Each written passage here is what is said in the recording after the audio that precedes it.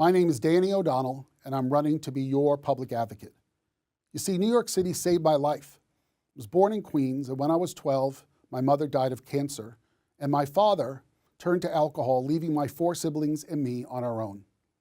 After college, I returned to the city with my future husband, knowing that it was one place that would accept us. After getting my law degree from CUNY, I worked as a public defender with the Legal Aid Society in Brooklyn, representing low-income New Yorkers in criminal cases. In private practice, I took on civil rights, housing, and employment discrimination cases. In 2002, I was elected to be the first openly gay man to the New York State Assembly, and I represent the Upper West Side and Harlem. My Equality for All platform is more than just a slogan, it's my life's work. Every day, I strive to make New York fairer for all of us, protecting renters, opposing overdevelopment, and shady deals like Amazon, delivering marriage equality, passing anti-bullying laws, and reforming our racist criminal justice system. New York City needs a public advocate with the strength, experience, and determination to protect equality for all. Our subway is crumbling, our housing is becoming less affordable, our rights face threats from Washington on a daily basis, and our government is not held accountable. I won't back down from bullies, including Donald Trump, and I will be a public advocate who delivers for all of us. On February 26th, please vote for me to bring equality for all New Yorkers. I'm Danny O'Donnell. And joining me now is Assemblymember Daniel O'Donnell, who represents parts of Manhattan, including Manhattan Valley, Morningside Heights, and portions of the Upper West Side and West Harlem. And he's running for public advocate under the ballot line Equality for All. Thanks for joining us. Thank you for having me. So before we get to your candidacy for public advocate, yes. You're a member of the Assembly, you've had a career before that. Talk a little bit about your resume and what you see as some of your biggest accomplishments. Well, I'm a grandchild of immigrants, and my mother died when I was 12, cancer very quickly, and my father tried to drown his troubles in alcohol, so we were sort of left on our own and abandoned, and New York City saved my life, because in 1983 it opened up a law school that I could afford to go to, so I'm a proud graduate of CUNY Law School. When I got out of law school, I didn't go to work on Wall Street and make money. I became a public defender in Brooklyn, so for 7 years I served as a public defender in Brooklyn. And then when I left that, I had a private practice on the west side of Manhattan, which my husband refers to my not-for-profit law practice, because mostly I represented people for free. And then I joined Community Board 9 in Harlem for 7 years and fought overdevelopment. And then I got elected to the New York State Assembly, becoming the first openly gay man ever elected to that body. I joined Deborah Glick, my dear friend, and I went to work. And I passed the marriage equality law, I passed the Dignity for All Students Act, I passed the bill that allows interns to sue for sexual harassment. I did all those things while I was there, and additionally for 4 years I was corrections chair, and so I visited 38 state prisons over the course of 4 years, which is hard because they're very, very far away. And I'm now the criminal justice expert in the State Assembly, and I think I'm the most qualified person to be public advocate. All right, so take us there. Why run for public advocate, and how do you think about the office of public advocate? What does it mean to you? Someone on the street says, I hear you're running for public advocate, but I don't really know what that office is. What do you say? I get asked that every day now, just so you know, so it's not unique not to that you. Hypothetical. No. First of all, I'm running for public advocate because I'm not running for mayor, which is a very important thing. One of the problems with the office is the office has been used as a springboard to something else. I'm not using it as a springboard, and I think that's very important. Most of my colleagues running can't even answer honestly to that question. So I'm saying affirmatively, that's not why I'm doing it. Secondly, in this era of overreaching executive power, we need a check on the mayor's power. And that person needs to be independent from the mayor and independent from the governor. And I am independent from both of them. I also have never held a party position. I'm not a member of the DNC or a district leader or a state committeeman, so the party structure doesn't have any role in my life. And I think that's very important. I've done my job for the last 16 years with no outside income, which is a very important thing to point out, because the people who have gotten in trouble in Albany, often it's their outside income. I like to joke, I'm the only member of the state legislature ever to have his picture on the cover of the New York Times, not in handcuffs, because I passed the marriage equality law. And in the end, what you need is someone who's fierce, independent. I think it's better that that person be a lawyer and knows certain things. I've been a lawyer, and I have represented individual clients. And the one thing I'll point out is the Amazon letter. So we were all asked as elected officials by the mayor to sign a letter inviting Amazon to come to New York City. And I read the letter, and it had no details and no information, and it didn't say what it was going to cost or how it was going to work, and I refused to sign the letter. I was called 5 times by the mayor. When do you sign the letter? When do you sign the letter? So I didn't sign that letter. And now people are outraged at $3 billion giveaway to the largest company, and yet Melissa Mark Viverito, Michael Blake, and Jumaane Williams all signed the letter. These are competitors in this So race. if you don't have enough backbone to stand up to a little bit of pressure from the mayor, then you don't have enough backbone to be the public advocate. And being angry now that Amazon is coming after you sign that letter is like inviting someone to your wedding and then being pissed off when they show up. So let's stick with that for a second. It's a key plank of how you're saying you show independence, and you would continue to do so. Is it a bad thing for Amazon to come to New York City, or is it only because of the subsidies involved? It's not inherently a bad thing. But rather than go to a community and say, this is what we're going to do, why don't we go to the community and ask them what they want? I served on a community board for 7 years. All community boards have a 197A plan, which is a planning for what they want in the future. What is in that planning 197A document? Go to the community and say, what do you want and how do you want it to be? If you're going to bring in somebody who's going to build all of that, is it being built in a sustainable manner? It's on the waterfront. We have a climate crisis in this country. Is that the right thing to do? If they're coming in and they're going to bring all these people in, why don't we require them to put a new subway entrance or addition on a subway line for all the people they're bringing in? Are the people there, are they being paid a livable wage? What I hear from the ones who work in Staten Island, no, and that's a perfect example. They came to Staten Island and built a distribution center, and the distribution center has no public transport. Why didn't someone say, before you do that, you have to pay to extend the bus line so people can get to work? So you have to ask all these questions before. So I'm not inherently opposed to Amazon, although I don't use it, but I shop locally. And if you look at my filing, you'll see Janoff Supplies on Broadway at 113th Street, which is where I buy supplies for my campaign office. In the end, it's not about good or bad. It's about whether or not it's been done correctly, whether or not the community has been asked, whether or not sufficient infrastructure repairs are being made before you go and do that. So I hear you saying that it's essential the next public advocate is someone with independence like that. But what does the public advocate's office look like under Danny O'Donnell? Is there a certain issue area focus? Is it like Tish James, where you have a focus on litigation and legislation? Are you having regular press conferences where you're calling out the mayor on things he said or didn't say or did or didn't do? What does it look like under your leadership? I passed the Marriage Equality Act 5 years in a row. I didn't call a single press conference. Press conferences are more to feed the egos of electeds than they are to do anything else. So the first thing it has to do is legislate. So what will I do? The first piece of bill I'll introduce is a bill to give the public advocate subpoena powers. So they have the power to investigate. Why is that important? Well, as chair of the ethics committee, I was the person in charge of investigating Vito Lopez for sexual harassment. I conducted an investigation in 6 weeks in full compliance with EEOC guidelines and used subpoena power to get to the bottom. It was the first time a sitting state legislator was sanctioned for sexual harassment. If you think that was easy to do to a colleague, it was not. But I know what the power is of an investigation, so part of it will be investigation. The part of litigation I would agree with, except that I would, rather than use city employees to do that, I would call on law firms to represent things pro bono, so we're not paying for another set of lawyers for it. So that, I think, is very important. And the second thing is you need to see whether or not we're on track with what we're promising. There's a lot of slogans out there. This in 2030, this in 2050, this is 2017, green and white and gray, whatever. So one of the first ones will be an AIDS task force, because the plan is that AIDS will end in 2020, and is New York City on track to do that? Have an employee who brings all the different treatment and service organizations together to talk about how that's going and see whether or not they're getting the adequate state, city, and federal funding to do their job. Another task force will be a hate crimes task force. There's a rise in anti-Semitism. I see it in my own neighborhood. There's a rise in gay bashings. We saw that just the other day. And bring together the groups that are working on those issues to talk to each other and say, is there a approach or is there a way the city can do a better job about that? That will be my approach. I don't know everything. But there are people out in the city who do know an awful lot. And if you ask them to come in and talk with each other, you may learn a lot. I want to come back to that in a second, but you brought up Vito Lopez and your time in the Assembly and ethics.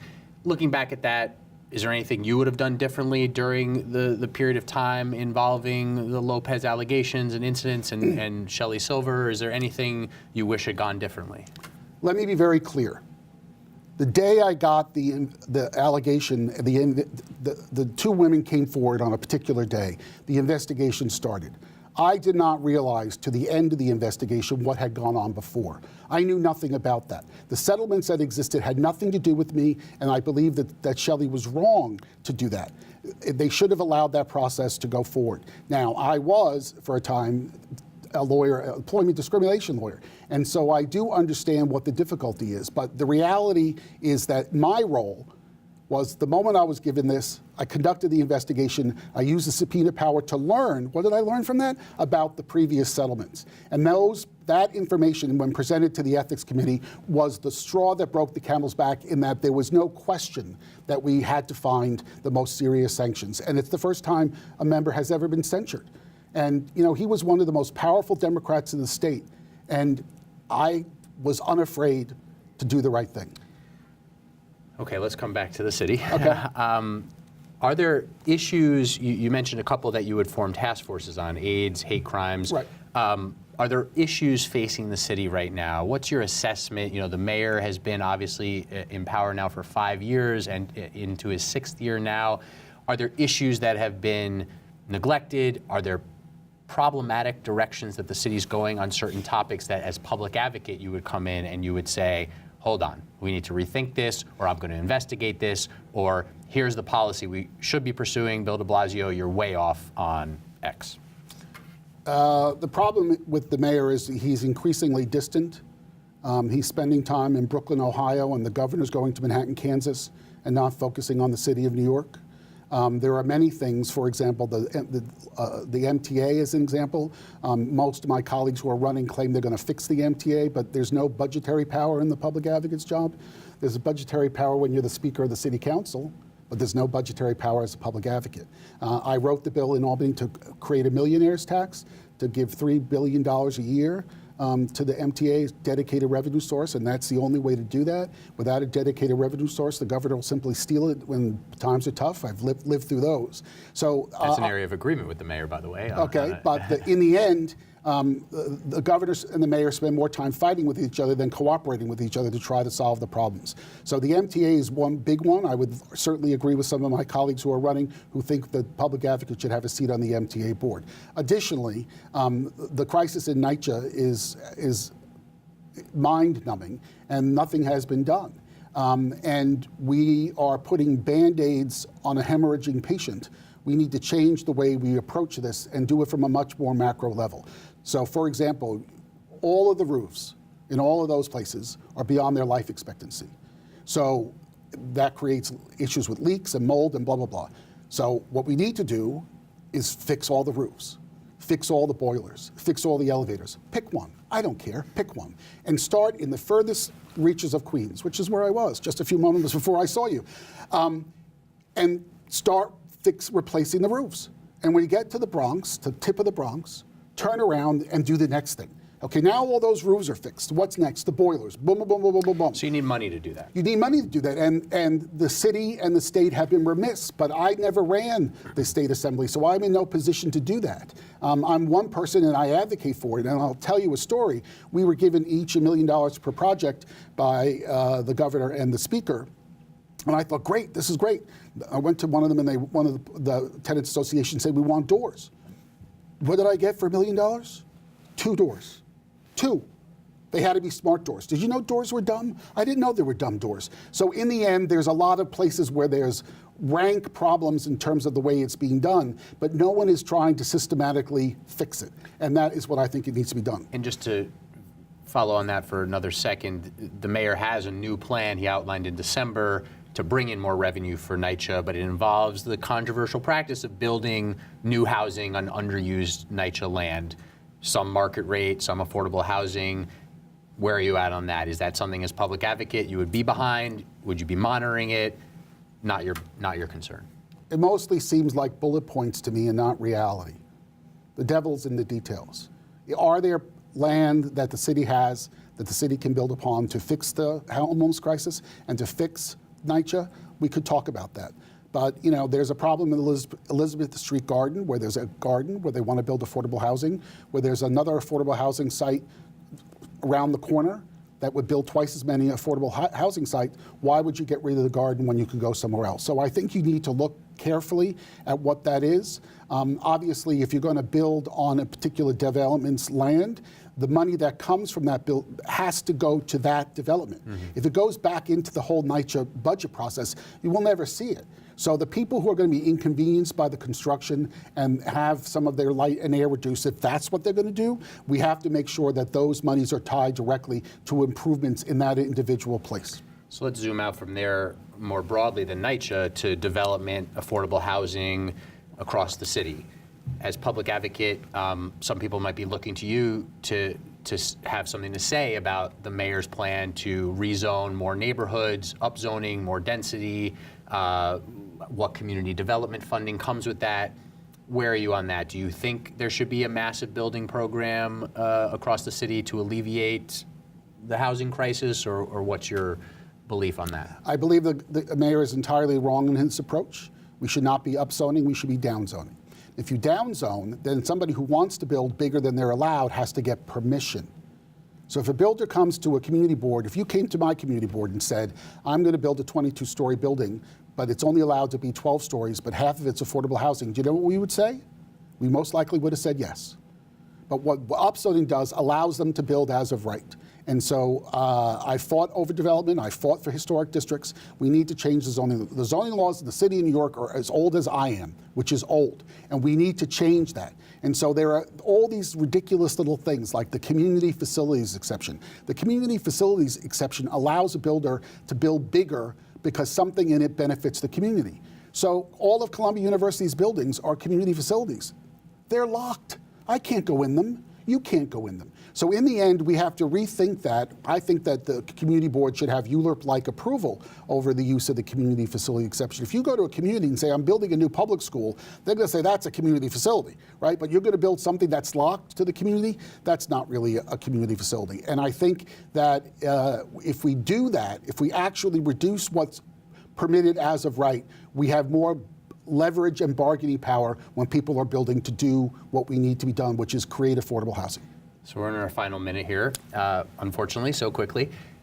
You started off by saying you should be public advocate in part because you're not running for mayor. And correct. Some of your competitors clearly have their eye on winning this race, staying in the public advocate's office, and then running for mayor. So what does that mean? You win the special election, you win in the fall, and then you win successive elections to remain public advocate for the next, you could basically be a public advocate for about 10 years. Is that the goal for you?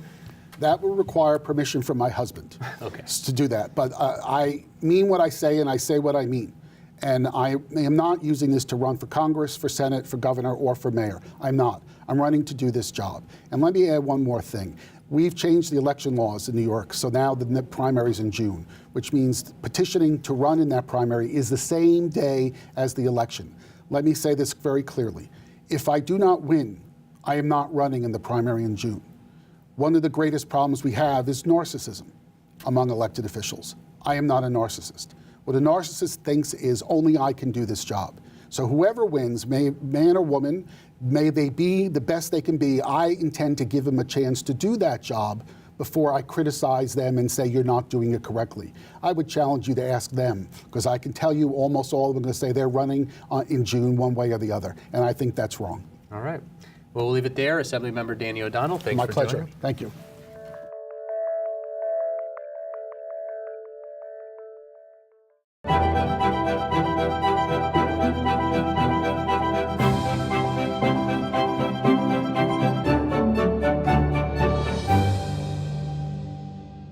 Hi, I am Councilmember Ydanis Rodríguez. I'm running for New York City Public Advocate to continue my fight to defend your rights.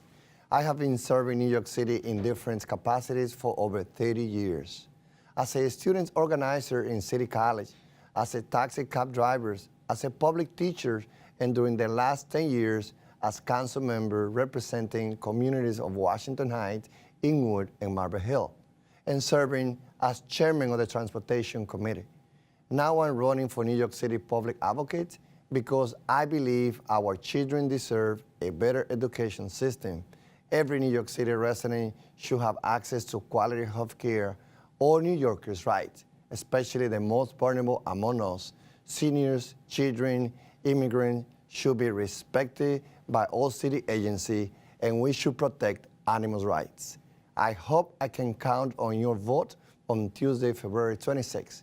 I'm Ydanis Rodríguez, running for New York City Public Advocate to continue fighting to defend your rights. Soy Ydanis Rodríguez y estoy luchando para defender los derechos de los inmigrantes y todos los neoyorquinos. Vota en las elecciones de febrero 26. Tu voto es importante. And joining me now is Ydanis Rodríguez, City Council member from Manhattan, representing parts of Upper Manhattan, including Inwood and Washington Heights.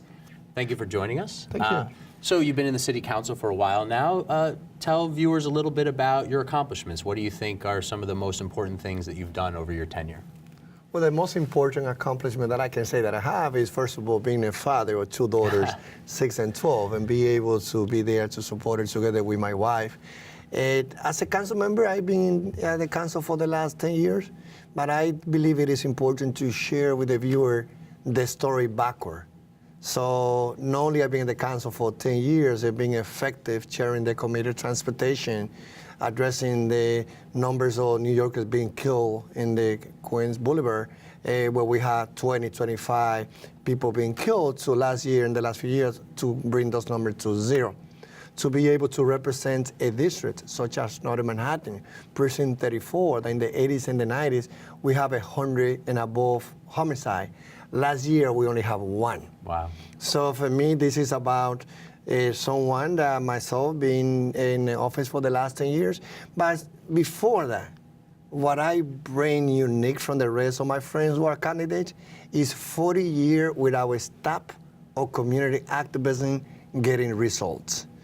Before coming to New York City, back there in the island of Hispaniola in the Dominican Republic, I fought hard and I was part of the movement where we got a new building for our school to be built. And talk about in the 80s, the beginning of the 80s.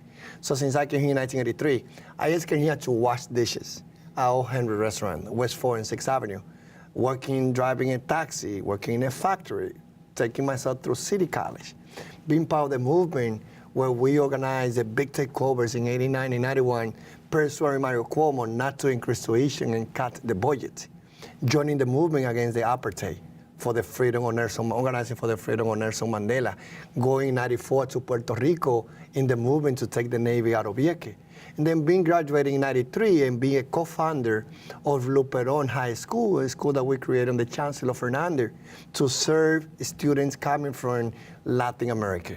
And then also co-founder of Washington Heights Health Academy, a 6 to 12 school. Being in the classroom for 13 years also gave me the unique piece that make a difference myself from the other, which is about among my friends, as far as I know, I have been in the classroom. I chair the committee of transportation. I have experience of 2 areas, and I'm an immigrant. I end up New Yorkers that represent the 35% or above New Yorkers born and raised in another country. So I believe that I'm a unique candidate that also bring the voice of working class, especially immigrants, in this debate, and hopefully as the next public advocate. So let's move into that, your candidacy for public advocate. You've talked about being an activist, an educator, city council member, other things as well. How do you view the position of public advocate? What's the way that you define it if someone comes up to you on the street and says, I hear that you're running for public advocate. What is that? Well, what is a public advocate is exactly what the previous public advocate has done. You know, the former one, they took on protecting consumers' rights. The former one took it on tenants' rights and also fighting against corruption. I believe that I'm ready to come as the next public advocate, ready of that experience to fight a special interest, to be an independent voice in government. The definition of the public advocate, it is there by itself. is the office that is assigned to work to be sure that every city agency provides the services and respect to all New Yorkers. This is not just to the upper class. Now, the upper class and even the upper middle class, they know how to protect the right. This is about the disadvantaged New Yorkers. This is about those New Yorkers who are the 40% who are living on poverty. So those are the ones that need the strongest voice. And of course, what I have proven in my 10 years as a council member is that I know how to build coalition. I want to be the public advocate for all. I want to be there to stand for the middle class and for the working class. But I know that the main responsibility for me to stand on for those New Yorkers that they call 3-on-1, they should not be waiting 3 and 4 weeks. As a public advocate, one of the things that I will be working hard is to be sure that anyone who calls 311, especially on phone call related to lack of heat and hot water, they should not be waiting more than 2 weeks to get results. So I'm glad you brought that up, because that means, taking complaints or concerns that come in through 311 and acting on it as public advocate. And then there's also the ability as public advocate to pursue issues that you just think are important or things you hear from constituents that aren't through 311. So say a little bit more about, if you are the public advocate, how do you set up the office? You have a $3 million budget, let's say, a couple of dozen employees. What does that look like? Is there a lot dedicated to following up on 311? Are there other bureaus? How do you focus the office? One of the things that I would do as a public advocate is, first of all, I will recruit thousands of lawyers to serve as volunteers. I believe that this was something that Norman Siegel put in his plan, in his vision when he ran. And I think that particular proposal makes sense. And I see a lot of New Yorkers ready to respond to the ask. When I was chosen as a protester of the year by the Time magazine on the Occupy movement, I know that I was there as part of the movement because thousands of people, they were looking for opportunity on how to advocate for the disadvantaged New Yorkers. So one of the things that I would do as a public advocate, I would put someone in charge of recruiting volunteers. The second thing that I would do as a public advocate is that I will open an office only dedicated to transportation. Because I feel, as a chairman of the Transportation Committee, where I've been working, I can say my curriculum speaks by itself, passing a number of laws, increasing penalty to drivers that they fail to yield, including penalty to drivers that they speak over the speed limit. I want to be sure that also, as I have worked in those areas and on the MTA, to be sure that the schedule to upgrade the signal system should not be by 2040, something that I presented at Routing Center years ago. I believe, again, that as a public advocate, what I would do is to be sure that I will advocate for more resources, but at the same time, I will put someone in charge only to recruit volunteers. But I know that, as in the Occupy movement, thousands of people wanted to be part of that change, of that movement. I believe that there's thousands of New Yorkers waiting to be connected to opportunity on how they can advocate for the disadvantaged New Yorkers. So you mentioned transportation. Obviously, you've been very involved as the chair of the Transportation Committee in the council. If you are public advocate, what does that look like? You want to push the MTA to upgrade the signals on the subway lines faster than they're saying they will. How do you do that? What does that look like? What are you able to tell voters? If Ydanis Rodríguez is the next public advocate, here's how I'll get those signals upgraded faster. I believe that what I have shown in my year as a council is that I being able to always think outside the box. That when I presented a Routing Center like 4 or 5 years ago, that my vision for transportation, many of the things that are being implemented now by the governors and even by the mayor, if you look back to my proposal, they was included in that proposal too. When I said that we should take it to improve the bus service in the city of New York, this is something that now the mayor is talking about it, but I presented years ago. When I said that New York City should increase the contribution to the MTA, but only to a specific projects related to maintenance and repair, at the same time, I fought with the Speaker, Corey Johnson, to be sure that the city of New York increased the contribution. But I was not shy in saying the MTA have to show their numbers. There has been a lack of transparency on the MTA. When the 125th A train derail happened, I called to declare emergency of the MTA, as I also called for the MTA to put through a forensic audit. Something that I will push hard as a public advocate, because I feel that we as a city, we criticize corruption in Latin America, but we waste a lot of money here, and someone benefit from how we waste the money. So when it comes to the MTA, it's a corporation that has a $1 billion value. It's a corporation that we put in billions and billions of dollars. So as I will advocate for more resources, including congestion price, I will also fight hard for the MTA to be more transparent on how they spend every single dollar. There, well, one more thing on transportation. You also were behind the fight for the Fair Fares program for discounted Metro cards for low-income New Yorkers. That has had a little bit of a choppy rollout. The mayor sort of announced an implementation plan that left a lot of people questioning how committed he was to it. Is that something that's been a little bit of a failure in terms of the rollout, or how do you characterize that? Is that something where you and your council colleagues have been a little too quiet about? No, I feel that, again, I always thank God for the opportunity that he has given me to serve. And of course, whatever I do is thinking about how I can be a role model to my two daughters and for the children of the city of New York, a city that always has shown that we have compassion for the people. When it comes to how the Fair Fare was established and visualized, we thought about serving 800,000 New Yorkers who live on poverty. Unfortunately, City Hall failed on implementing the program from the beginning, and even today, there's not a clear path on how undocumented New Yorkers will benefit. But for me, I introduced legislation on this initiative, and we were able to work in a way with this speaker, something that with the previous speaker, it didn't make us a priority. But my record on transportation, again, is about the Fair Fare. But one thing that I would like to add also, in issue that is related to transportation, it really related to congestion, is about my effort and my fight to take the horses out of Central Park. Mm-hmm. So what I have shown is also that when it comes to issues that sometimes they are not popular, I have not been afraid, I have not been shy to say, not only we need to bring the Fair Fare, but together with the animal rights movement in New York City, I fought so hard to take the horses out of Central Park because I believe in those causes, in those issues that are important not only for my generations, but also for the future generation in New York City. One thing that is facing the city in the next few years, if you're a public advocate, people may be asking you to weigh in on, is neighborhood rezonings and how development happens in the city. You've had a rezoning in part of your district. If you were a public advocate, what would your approach be to how those rezonings in neighborhoods that the administration wants to upzone for more housing, including affordable housing, some community development? Would you have a certain approach to that as public advocate? Is there a way that you would try to influence that discussion citywide? I believe that we need to look at New York City as a city where since the 80s and the 90s, we invest billions and billions of dollars only to Disney at 42nd Street, where we provide $185 million incentive to the private sector who create jobs, but not in the outer borough area.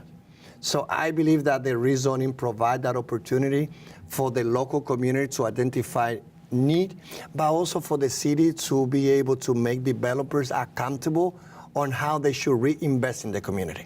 Like one of the things that we did in Inwood, and I know that it's not popular sometimes, is we took a community that in the last 50 years, less than 1,000 affordable apartments has been built. A building where we went through a lot of real estate, a lot of individual, the private owners, that sometimes they didn't care about changing the landscape of the community.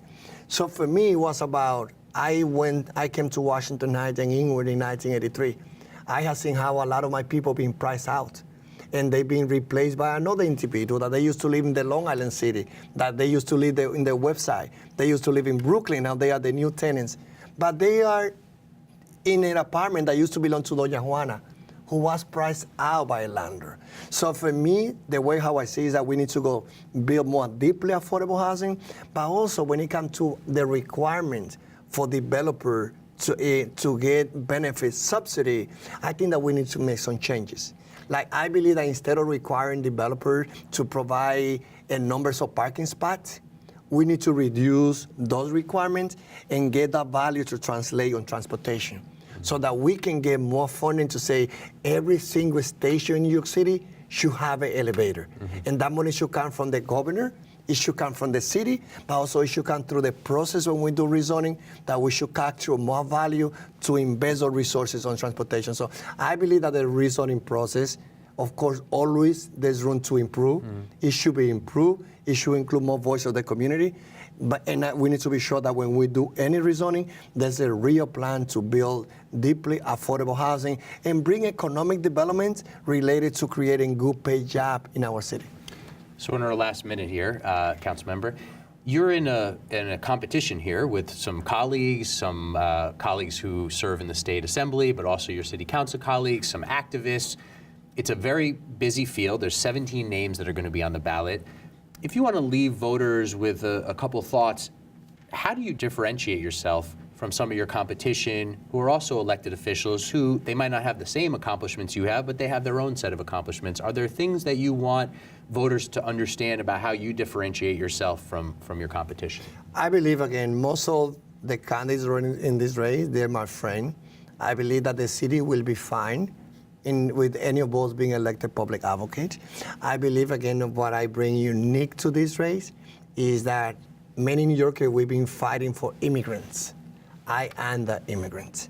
Many New Yorkers have been fighting and showing compassion for working class. I am the working class. So as many of my friends, they have many contributions. What I have different from the rest of my colleagues is 40 years with our staff of community activism, experience in government, being immigrants born and raised in another country at a time where the immigrants are on the attack. I believe it is important to bring the voice. And someone also that has been a teacher for 13 years, who has chaired the Committee of Transportation, showing that I have been effective. Someone that has been keeping a watch on the MTA and also pushing the state and the city to increase the contribution and making the MTA accountable to increase the level of transparency. So what I feel that I bring in is someone that gets job done, someone that is ready to fight against the special interests, and someone that will be an independent voice for the working class and middle class New Yorkers. We're going to have to leave it there. City Council Member Ydanis Rodríguez, thanks very much for joining us. Thank you. Thanks a lot.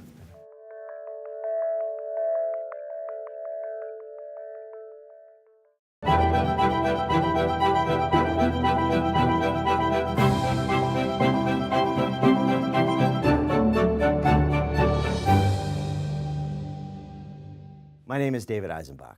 I teach history at Columbia, and I ran in the Democratic primary for public advocate last year. I got 92,000 votes. I did it with no name recognition and very little money, but I spoke the truth. And the truth is that big real estate has corrupted our city government from the mayor through the city council. That's why we have record homelessness and record displacement. Why? Because they've rezoned our neighborhoods from East Harlem and Inwood, affordable neighborhoods that are now going to become unaffordable because the big real estate wants it.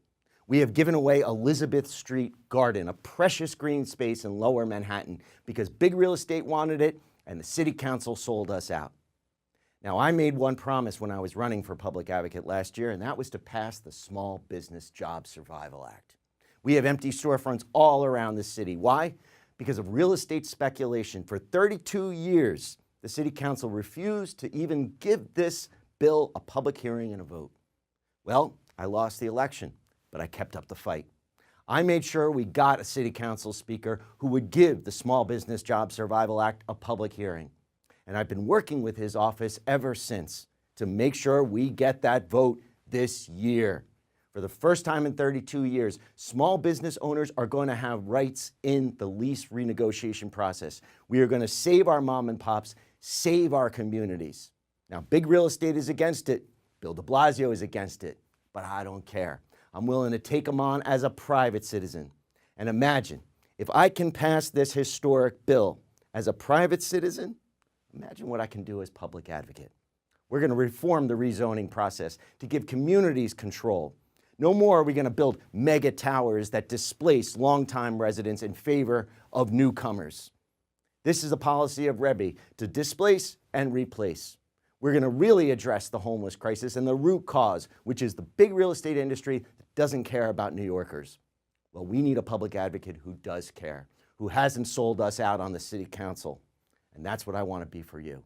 My name is David Eisenbach. Please vote for me in February for a public advocate. Thank you very much. And joining me now is David Eisenbach, a professor of history at Columbia University who challenged Tish James in the 2017 Democratic primary for public advocate.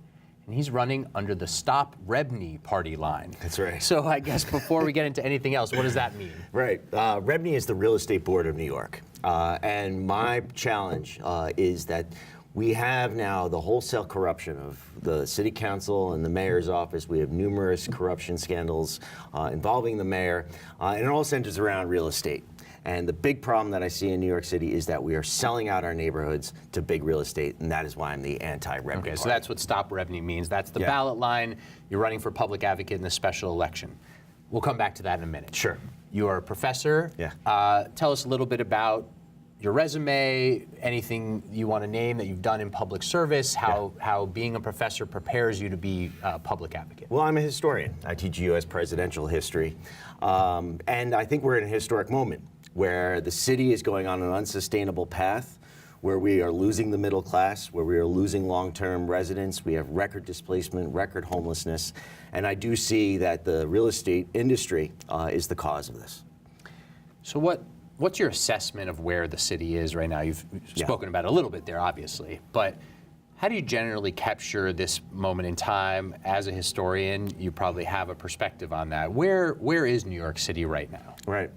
Well, we're at a critical moment where we have, just like much of the American economy, become an economy of the 1%, where we are building luxury towers all around the city. This is causing landlords to jack up the rents on middle-class people, working New Yorkers who are just trying to get by.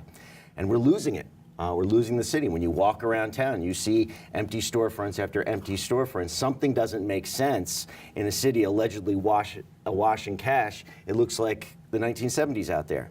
And the reason for this is real estate speculation, and that's something I've been battling against with the Small Business Job Survival Act. We'll come back to that in a second, but Sure.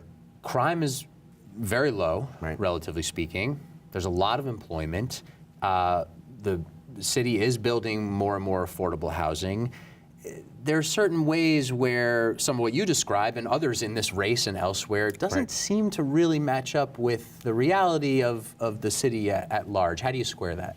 There's something out of sync with what's going on. I mean, Donald Trump is president for a reason. He's president because he was voicing this notion that while you have a lot of winners, right, the 1% winning, right, for the regular middle class, we are left behind. Our wages have now stagnated. We have mountains and mountains of debt that is growing, and we are just feeling squeezed. And that is the perspective I'm bringing to New York City. I mean, that is the fact. We are on this unsustainable path, both as a country and as a city. So you're running to be the public advocate, citywide elected official, second in line to the mayor. What does the public advocacy look like if you're successful on February 26th? What is you come into office? How are you running that office, and what is the mission under your leadership? Right. Well, I want to bring advocates into the public advocate's office. I want to restructure it so that we have advocates who are dedicated, who have already dedicated their lives in some cases to specific issues. So, for example, somebody in charge of people with disabilities advocacy, somebody in charge of animal rights, somebody in charge of small business, so that specifically when somebody makes a phone call to my office to make a complaint or ask for some help, they'll know exactly where to go. And so what is that? Is that all sort of reactive, as you're indicating? It's calls to the office, and so you're responding to complaints and concerns, or are there other things you're doing? It goes both ways, of course, right? So on one hand, the public advocate's office is the ombudsman, right? We are supposed to be taking the public's complaints and then using this bully pulpit to shine a spotlight on them for the public. The other is to initiate our own inspections, our own complaints, and our own initiatives. So what are some areas that you'd look at? I mean, you named a couple of areas you'd bring advocates in on. You also obviously are talking about real estate. What are your focus areas, or do you want to wait and see? No. I definitely have two major initiatives. One is on this question of affordable housing and how are we making the city more affordable. I was an opponent. The reason why I ran in 2017 as an anti-de Blasio Democrat is because I'm against these rezonings and this affordable housing program, which is really just a way of justifying the building of luxury towers with just a little bit of affordable in neighborhoods.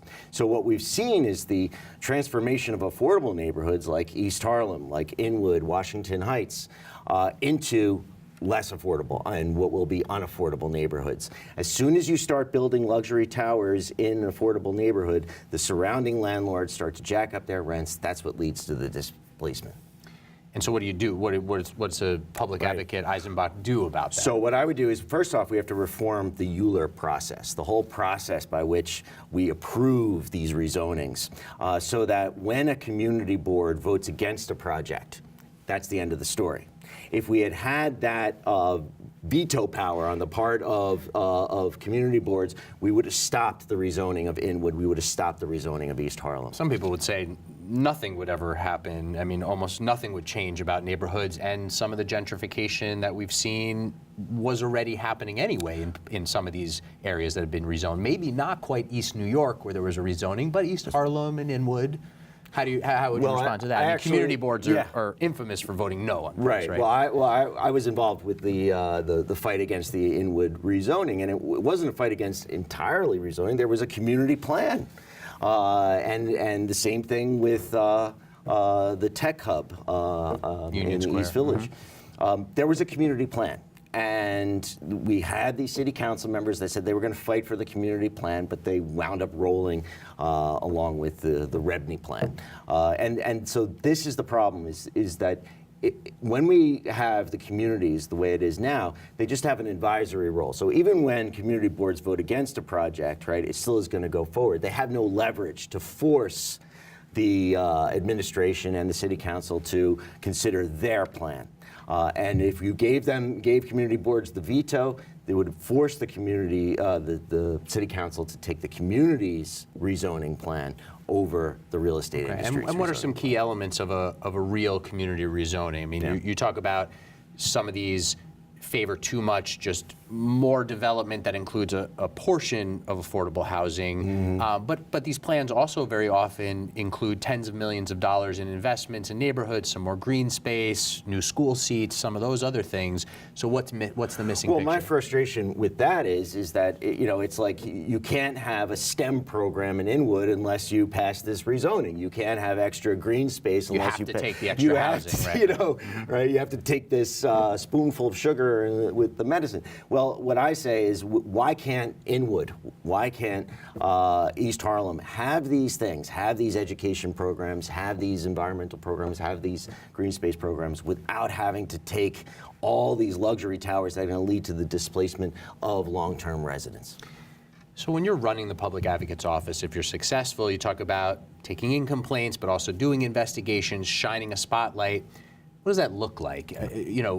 Take us inside a day or a week inside of your public advocacy. Should we expect just lots of sort of screaming press conferences outside of a building or where a rezoning is planned, or are there other things at play too?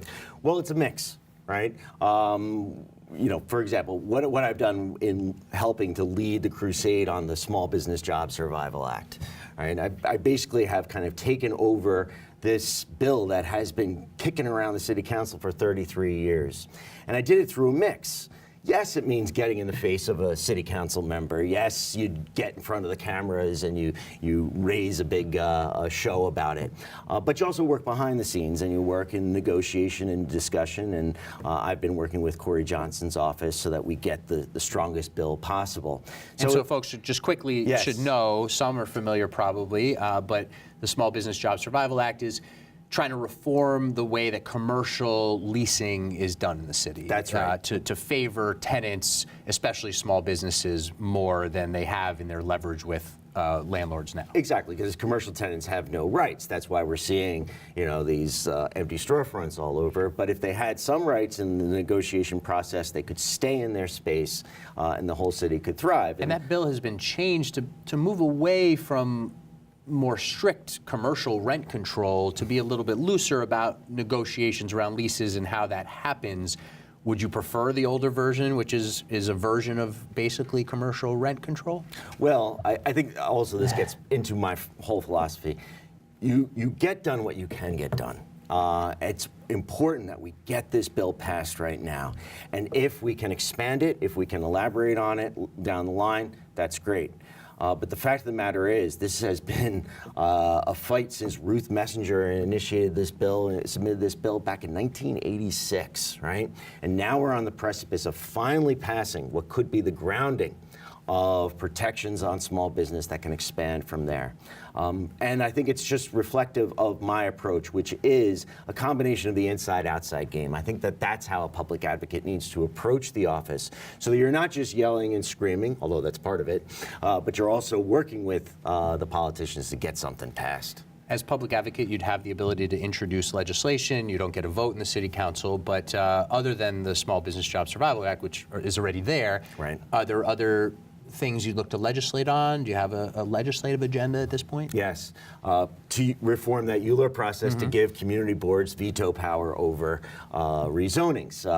You know, just this past week, Community Board 2 voted against the rezoning that would allow for Elizabeth Street Garden to be converted into a tower.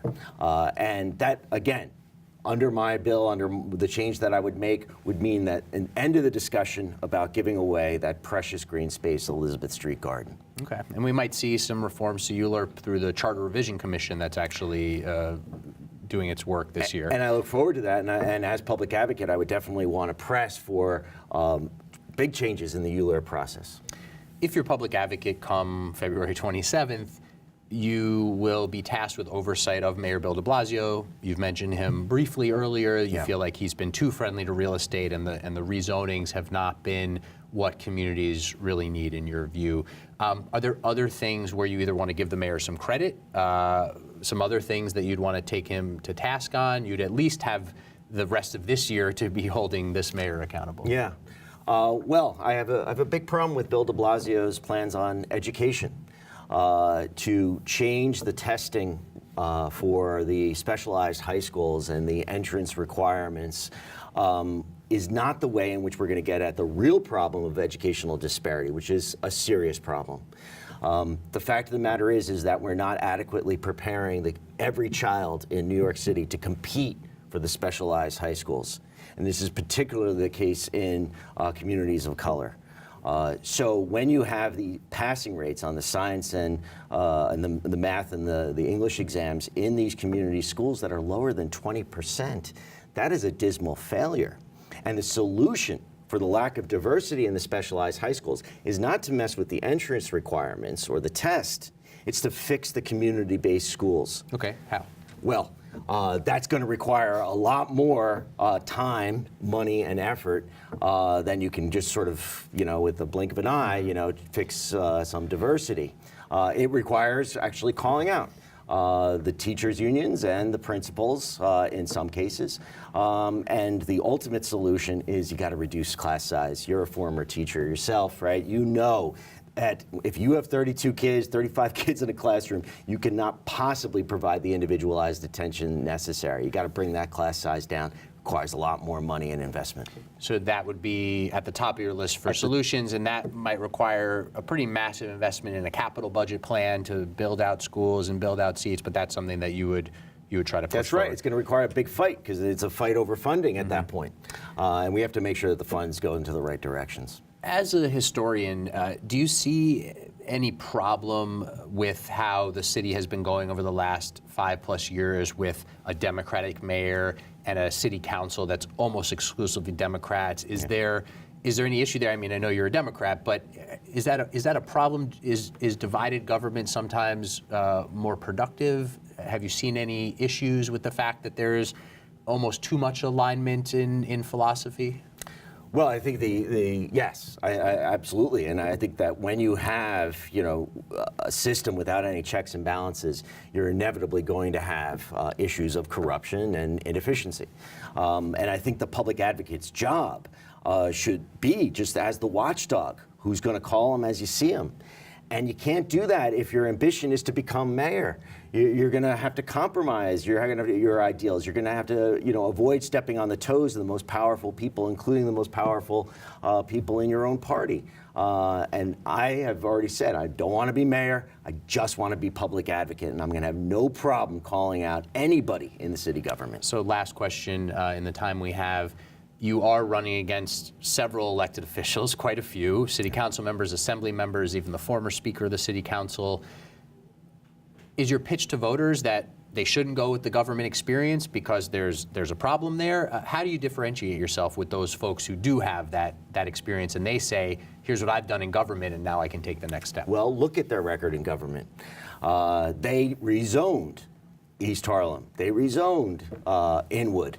They got their eyes set on Elizabeth Street Garden, and they rezoned for a tech hub without building in protections for University Place. I mean, it is the wholesale giveaway of Manhattan is what we've witnessed, and going along for the ride has been many of my competitors. In fact, they're responsible for it. So if you want a real change, you've got to bring in an outsider. You've got to bring in somebody who's willing to call out the mayor, who's willing to call out the city council, who's willing to stand up for our neighborhoods, stand up for our small businesses, and that is what I'm going to do. All right, we'll leave it there. David Eisenbach, thanks very much for joining us. Thanks very much, Ben.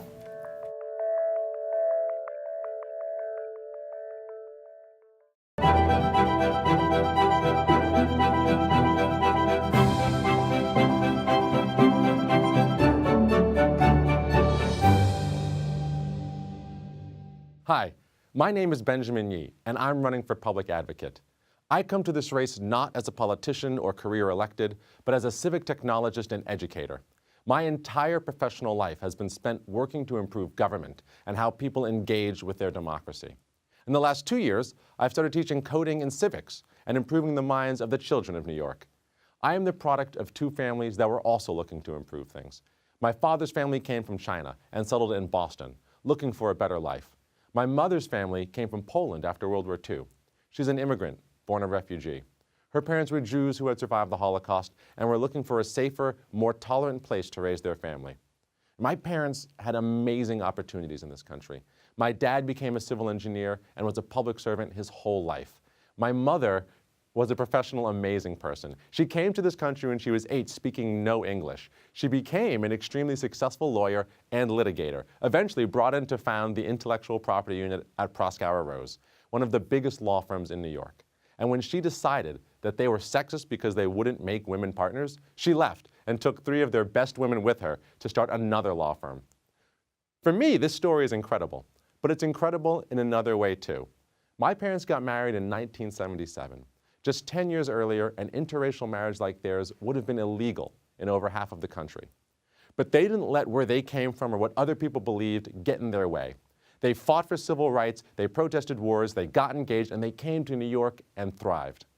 I was born and raised right here, attending public school and graduating from Bronx Science. My parents' lives have so many lessons for me, but one in particular has become my guiding star. That everyone is created equal, that everyone deserves the opportunity to live up to their potential, and that everyone has a place in our democracy. For the last 10 years, that idea has guided my life. In 2008, I joined the Obama campaign. After that, instead of going to work in the administration in Washington, I stayed in New York to help nearly 100 new people run for county committee, to build a new voice for a new community. I worked in the New York State Senate using technology to open up government, and I worked for think tanks fighting for government reform. I founded a startup to empower small dollar donors, and I became an elected leader of the Democratic Party, pushing it to open to new ideas and new people. In the last 2 years, I co-founded You Matter Nation, an organization to teach civics around the city. I've personally trained over 4,000 New Yorkers in ways to participate and to maximize their potential and be heard. And I've watched hundreds of them take the next step to do just that. Through all the twists and turns of my career, everything has been guided by that original North Star. That is why I'm running for public advocate. That is why I have developed concrete ideas for how to use its limited power and budget to improve the way our city makes decisions and the voice that communities have in government. Ideas that don't require the mayor or the city council, but use the position as it is. What I am proposing for the public advocate's office is based off of 10 years of building models of democracy that work. I have 3 programs that, if elected, will make a difference in how New York City treats New Yorkers. Programs based off of years of teaching civics, of helping hundreds of people engage in their government, of bringing stakeholders together and making their communities heard. 1, civics for all. 2, power for communities. And 3, justice for New Yorkers. These are serious proposals, not just platitudes, to address the serious challenges facing New York City. Challenges like affordable housing, fixing our broken education system, and securing our communities against environmental devastation. If you want someone who brings more than words to the fight, I'm your candidate. And if you want to see details about how these ideas can truly help, please go to benjaminyi.com/platform, or ask me questions at benjaminyi.com, or on facebook.com/BenYiNY, or twitter.com/YBen. Thank you. And joining me now is Benjamin Yi, a technology entrepreneur, a member of the Democratic State Committee, and secretary for the Manhattan Democratic Party. He's running for public advocate on the Community Strong ballot line. Ben, good to see you. Thanks for having me. So you have some involvement in politics, tech entrepreneur. Tell people a little bit about your resume and contributions you've made to the public. Sure, absolutely. The first thing I want to say is when you hear Secretary of the Manhattan Democratic Party or Democratic State Committee man, you might think that I'm some sort of hack, but it's not the case. I got involved in local politics in 2009, running new people for the Democratic County Committee, which is the body of which I'm now secretary. And we did this because the Democratic County Committee in New York City is actually very powerful. Folks don't know about it. And we ran new people to build new voice for a new community. And we were actually quite successful. And that is how I ended up becoming secretary of the Manhattan Democratic Party and becoming a Democratic State Committee man, not by being the machine's favorite, but by helping other people build a voice to run for office, and ultimately they decided to elect me as secretary. And folks should know that the state committee is hundreds of local representatives, Yes. unpaid positions. Right, these are all volunteer slots, but they are very important. Yeah, why? Well, ultimately, the Democratic Party and all national parties really are broken into 3 levels. National party, state party, local party. Here it's the local party is the county level. And every level of the party is governed by a committee. So the DNC is the national committee of the Democratic Party. They decide what the Democratic Party does at a national level and how it uses its resources. State committee does that in each state, and the county committee does that here in New York County, which is Manhattan. And all 5 boroughs are counties, and they have their own leadership organizations. And so for the last 2 years in particular, I've gone around teaching these workshops on how people can get involved in these hidden institutions, not just county committee, but community boards, political campaigns, community education councils, so that they can build voices for their communities. And that is why the name of my party is Community Strong. So what does that look like? You've held seminars, is that right? That you talk to people about how local government works, or what does it look like? That is exactly right. So it started off right after Trump was elected. There was, I had just been elected to the state committee, and I held an event with a friend of mine. And we were like, this is going to be a big event, so let's get a room for 100 people, because that's what you expected in politics before. But 800 people showed up. And so we went from having an event. Because they wanted to learn how to get involved? No, because they wanted to do something after Trump was elected. They didn't know, there was no plan at that point. This was maybe 7 days after the election. And so we came to them with ideas, and there were 5 people who spoke at that event, and I was one of them. And my piece was that things you can do between elections to build power for your neighborhood, for your community, to be active in politics and government when you don't have a federal election coming up. And somebody asked me there, how can we find out more about this? And I just said, oh, I'll be teaching workshops. So I just started throwing together workshops, and I've trained now over 4,000 people around New York City, from Parkchester to Staten Island, East Village to the Rockaways. I've been in Southeast Queens and Inwood. I've been all over this city. And of those thousands of people I've spoken to, hundreds and hundreds and hundreds of them have gotten involved. They've run for county committee. They've joined community boards. I had 2 folks who were at my Staten Island one who stood up and said, you know what, I think I'm going to run for NYCHA tenant board. This inspired me. And that's exactly the sort of activism we need, and it's exactly the sort of information and resources the government should be providing to people. So one of the main reasons I'm running for public advocate is because I have seen firsthand what happens when you bring this to New Yorkers. They get involved and they become advocates. So before we get further into your public advocate campaign, I want to go back to something you said, which is people might think you're involved in the state committee, you're secretary in the Manhattan Democratic Party, that you're a hack. Your word. Sure. But, But I'm not. okay, but that sort of indicts people who are in government or politics in some way, that there's a traditional view of people as hacks. And there's certainly been criticism for years and decades and centuries of political committees and clubs and such just looking out for their own. Certainly. So how do you balance being an insider who says you're a reformer and you're trying to get more people in? How does that work? Well, so ultimately, the work of reform is of empowering regular people, to empower people to participate in these structures, to give them the knowledge, and not just the knowledge, but to help them along the process, because it can be very frustrating when you run up against all of these walls that are put there to dissuade you from participating. Nobody ever says, get out, or you can't be here, but they make it difficult. And one of the most important things I think a public advocate can do is break down the barriers between people and their politics, government, and bureaucracy. So I've got 3 programs to do that: Civics for All, Power for Communities, and Justice for New Yorkers. I probably don't have time to go in depth on all of them right now, but folks can check them out on my website, benjaminyee.com, and see how they can truly be used, or how the Public Advocate's Office can truly be used to provide the resources needed to New Yorkers and to our communities to ensure that their voices are included in city decision-making processes. Now, to get directly to your point, not every elected official is bad.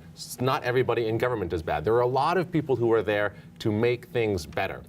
But And I didn't say that, and I wouldn't say that. Of course. For sure. Yeah. I mean, we've been a part of this together for a long time. But some of the structures that are put up are there either purposefully or unintentionally to block, or they serve to block folks from engaging effectively with government and holding people accountable. And we need to do away with those systems, and my job as a reformer is to bring as many people into the process as possible, to democratize our system, and whatever we want to say about how our government works and how good our elected officials are, we can concretely say, and I could demonstrate this, although we probably don't have the time for this either, that our system is not particularly democratic or inclusive of all the voices it should be. And we can do much better. And that is what I've spent the last decade of my life working on, be it in civic technology. So I'm a tech entrepreneur, and I've done technology for governments and for political campaigns and in the startup world, but it's all been for civic tech, to improve how the democracy and government function. So I have reviewed how these processes work in great detail, and I can tell you that we can do much better. So you're elected public advocate on February 26th, let's say. You take office February 27th. What exactly does that look like? You're talking about having some of these programs and taking the workshops that you've been doing in a much more formal direction to engage people. Exactly. Say more about what that looks like, and is that what the office is under your leadership, and we shouldn't expect some of the things that prior public advocates have done? You won't worry as much about introducing legislation or holding press conferences to hold the mayor accountable. Expand on that. Sure. So first, what I'd say is we've had 20 years basically of the public advocate, or we've had 4 public advocates. And if folks really like the way that the city's turned out, using the public advocate's office the way it has been used, by all means, vote for somebody who's a current elected official or who wants to do exactly the same thing that we've been doing. But I think there is an understanding in this city and in the country at large that we need to do things somewhat differently. And that different thing that we need to do is a better job engaging people in the process of democracy. So the public advocate's office, and for any manager or elected official or person who has any iota of power, it's about priorities. And my priority is the giving of power and voice to the residents, to the people who are meant to participate in the democracy. So it's not that I won't hold press conferences, it's just that, and you said to hold press conferences to hold the mayor accountable. Press conferences do not hold the mayor accountable. They are a tool to raise attention, and oftentimes they've been used to raise attention by the public advocate for the public advocate. So it's not that press conferences won't happen, but they'll be about substantive achievements or substantive needs of communities. In terms An of example. Voters want to know, okay, so what's an issue where you think you'd take something on, and hold one of these press conferences that you're talking about?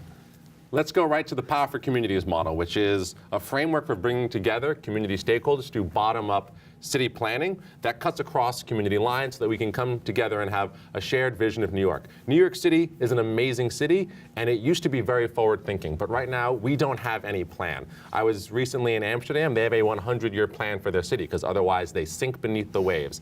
New York City built the grid, imagined Central Park, all before New York City was combined into New York City. But we don't think like this anymore. So bottom-up community-driven city planning is very important for having a plan for New York that works for the residents.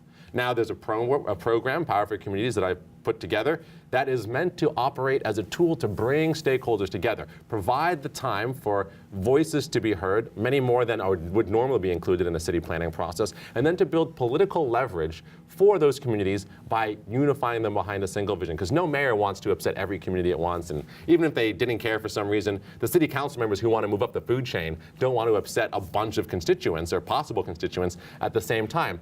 And so when we have a shared vision that is viable, that makes sense, that would be the perfect time to unveil the community plan for New York and the work that we're going to undertake to make sure that these ideas and projects are part of whatever city plan goes forward. So your vision is to organize this and empower communities to come together to create something of a city plan. That is one program, one of the three. One program. That's a big undertaking. What are some of the things that you think right now? And again, I understand you would let the communities drive this process, but what are some things that you think would be essential to that? I mean, what is the city not doing well that this would help fix? So I think we have a lot of challenges facing the city, and I think a lot of people are aware of them. And for the most part, folks are aligned on what the issues are. But to just voice them publicly, our environmental policies are destroying the planet, and we are not prepared for climate change. So this is not just about what can we do to stop climate change and reduce fossil fuel emissions, but what are we doing about resiliency? What's happening along the coastline of Brooklyn and Manhattan? Manhattan and the Rockaways and Staten Island were devastated by Hurricane Sandy. So where is the plan for solving that? We also have a huge transportation issue. The MTA is controlled by the state, but that doesn't mean that we have no power here in the city to control our transportation destiny. I understand that people are concerned about the e-bikes and bicycles whizzing around, and they say they're dangerous, but ultimately, cars are dangerous, but we let them on the street. We need alternative forms of transportation, and if we can figure out how to make 2 tons of steel moving at 25 miles an hour safe, we can do it for 25 pounds of aluminum. We also have tremendous issues in an affordability crisis, and this is probably the big one that everybody is worried about. What happens when the rents go up astronomically and people are pushed out of their communities? Well, there's there are two real parts of the affordability crisis. We've got affordable housing, and we've got the public housing stock. And ultimately, this is also tied into the homelessness issue, because then you've got the third prong. For folks who don't have homes, we need to build homeless shelters. But at the end of the day, this is all a question of land use. How do we build more in a way that is sustainable and in line with what communities want? And that is why programs like Civics for All, which help people engage with the government and help people engage in the process of city decision making, and Power for Communities that build leverage for those communities so that we can have a plan which works for New Yorkers, are so important. And it's not something that's being done. It's done in other places. We should be doing it here in New York.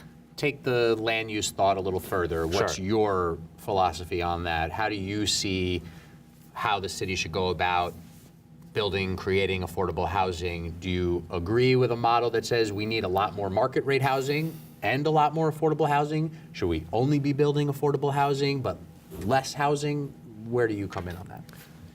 Ultimately, again, you want the community to decide. I want the community to decide, but I do have ideas on how we get there.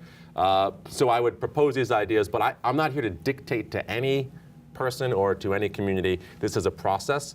But from my perspective, the most important thing to do is to build more housing stock, however we get there. Now, we need to make sure that a large chunk of it is affordable, because what we don't want is massive displacement, and we do not want people being pushed out of New York City as we just build more luxury condos. That is a ridiculous notion. So it can't just be market rate, but ultimately we need more housing stock, and we need to get there quickly, or as quickly as possible. But we also don't want to we don't want everything to be Midtown. So the way we get there is by bringing together communities to talk about what makes sense for development where they live, the things that the city needs, and what concessions would be required to maybe make an upzoning palatable or even desirable. What would be required or what concessions would make sense for a community that takes on, say, a homeless shelter or a jail. Ultimately, the communities coming together and developing this plan is what will allow our elected officials to make sensible proposals and sensible zoning so that we can move forward as a city. Last couple of questions, our final minute. You've been around politics now for about a decade, very involved in New York politics. Is there an elected official in New York that you would point to and say is sort of a model for how Ben Yee wants to operate as an elected official? You're now, trying to become an elected official after helping a number of elected officials get elected, not to mention all these state committee people. Who would you point to? Is there a model out there that you would try to replicate, but of course with your own ideas? Gail Brewer. Mm-hmm. Gail Manhattan Brewer, Borough President. Manhattan Borough President. And why Gail? There are three qualities that really define Gail, which I think should be emulated by any public servant. One, she cares a lot about people. Two, she has tremendous policy chops, and when she thinks about a problem, she thinks about it hard and usually comes up with a good solution. Nobody is infallible, and you should never say that a politician must be right all the time, but Gail thinks very hard and she is very knowledgeable and intelligent. And finally, she has not forgotten how important it is to go out into the community and be there. Now, New York City is a big place, and I have, been going around the city on a campaign, which has been difficult, but even before that, for 10 years, I have been all over New York organizing, doing the IDC thing before the IDC even existed with the original members of the state Senate coup. And then, of course, being part of the IDC before that blew up in 2017. Doing the county committee thing in all 5 boroughs, helping people run out in Jamaica, Queens, helping people run in the Bronx, helping people run all across Manhattan. Gail goes to almost everything. You see her everywhere. She is a fixture not just in City Hall or the municipal building, but also in people's lives. And so that is why Gail, for me, is a great model for an elected official. All right, I think we have a solid sense of your philosophy. If you were elected public advocate, Benjamin Yee, we'll have to leave it there, but thanks very much for joining us. Thanks for having me.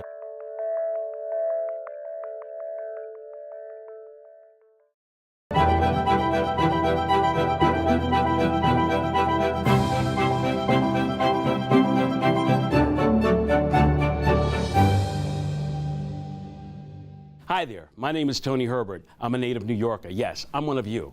I was born and raised in Brooklyn by a single mother who didn't always earn enough to keep a roof over our heads. We were homeless for several months, and I promised God, my mother, and myself that once I grew up, I would always speak up for those in need. You know what? I kept that promise. I worked for Councilwoman Priscilla Wooten and Congressman Ed Towns. I also worked for the New York State Senate, so I have budget and legislative experience on the city, state, and federal levels. You know what? When I left government, I went to work for a homeless shelter for the severely mentally ill, where I learned about the correlation between mental illness and homelessness. You know what? That experience moved me to create the Advocates Without Borders Network, an organization of civic-minded individuals and clergy who speak out on behalf of New Yorkers who can't always speak for themselves. You know what? The organization and I, we drag caskets to City Hall to pressure the mayor into addressing gun violence in low-income neighborhoods. And we held a 24-hour press tour throughout NYCHA buildings so the public could understand the truly deplorable conditions in which residents were made to live and live today. The tour sparked an investigations which uncovered corruption and mismanagement which the mayor is being forced to deal with due to a federal mandate. Now, I've been successfully advocating for New Yorkers using my passion, my wits, and my bullhorn. Just imagine what I can do when you elect me public advocate and provide me with the ability to introduce legislation, investigate complaints, voice my opinion at city council committee hearings, and force the mayor and city council to provide real reports about what they're doing with their offices. Now, for the first time ever, New Yorkers can have the government they deserve. I know that you're thinking that all politicians are the same, and you're right. There are dozens of politicians who have been part of the problem now asking for you to vote for them. Don't do it. They let you down already. That's why people have been turning to me for help. Look, I'm not a politician. I'm just like you. I'm a small business owner who volunteers his time at my church, as a Mason, and with a few civic groups. My experiences have given me the tools and the nerve to do what I must do to help others. I'm a grassroots candidate with an army of volunteers who are tired of being lied to, and I'm answering the call for help. You know, my top priorities will be to reduce homelessness, repair NYCHA, grow small business and create jobs. That way we can make public transportation more dependable and provide vocational training to high school students so New York City has a ready and able workforce to keep it running. I have a plan to use empty space in city hospitals to house the severely mentally ill homeless. And I will introduce legislation forcing government to use local small businesses to complete contract work. I promise you that it can be done, and I am the right person to do it. All I need is your vote. Check me out. My website is herbertfornyc.com to learn more about my campaign. That's herbertfornyc.com. And I would love to get your vote. Thank you.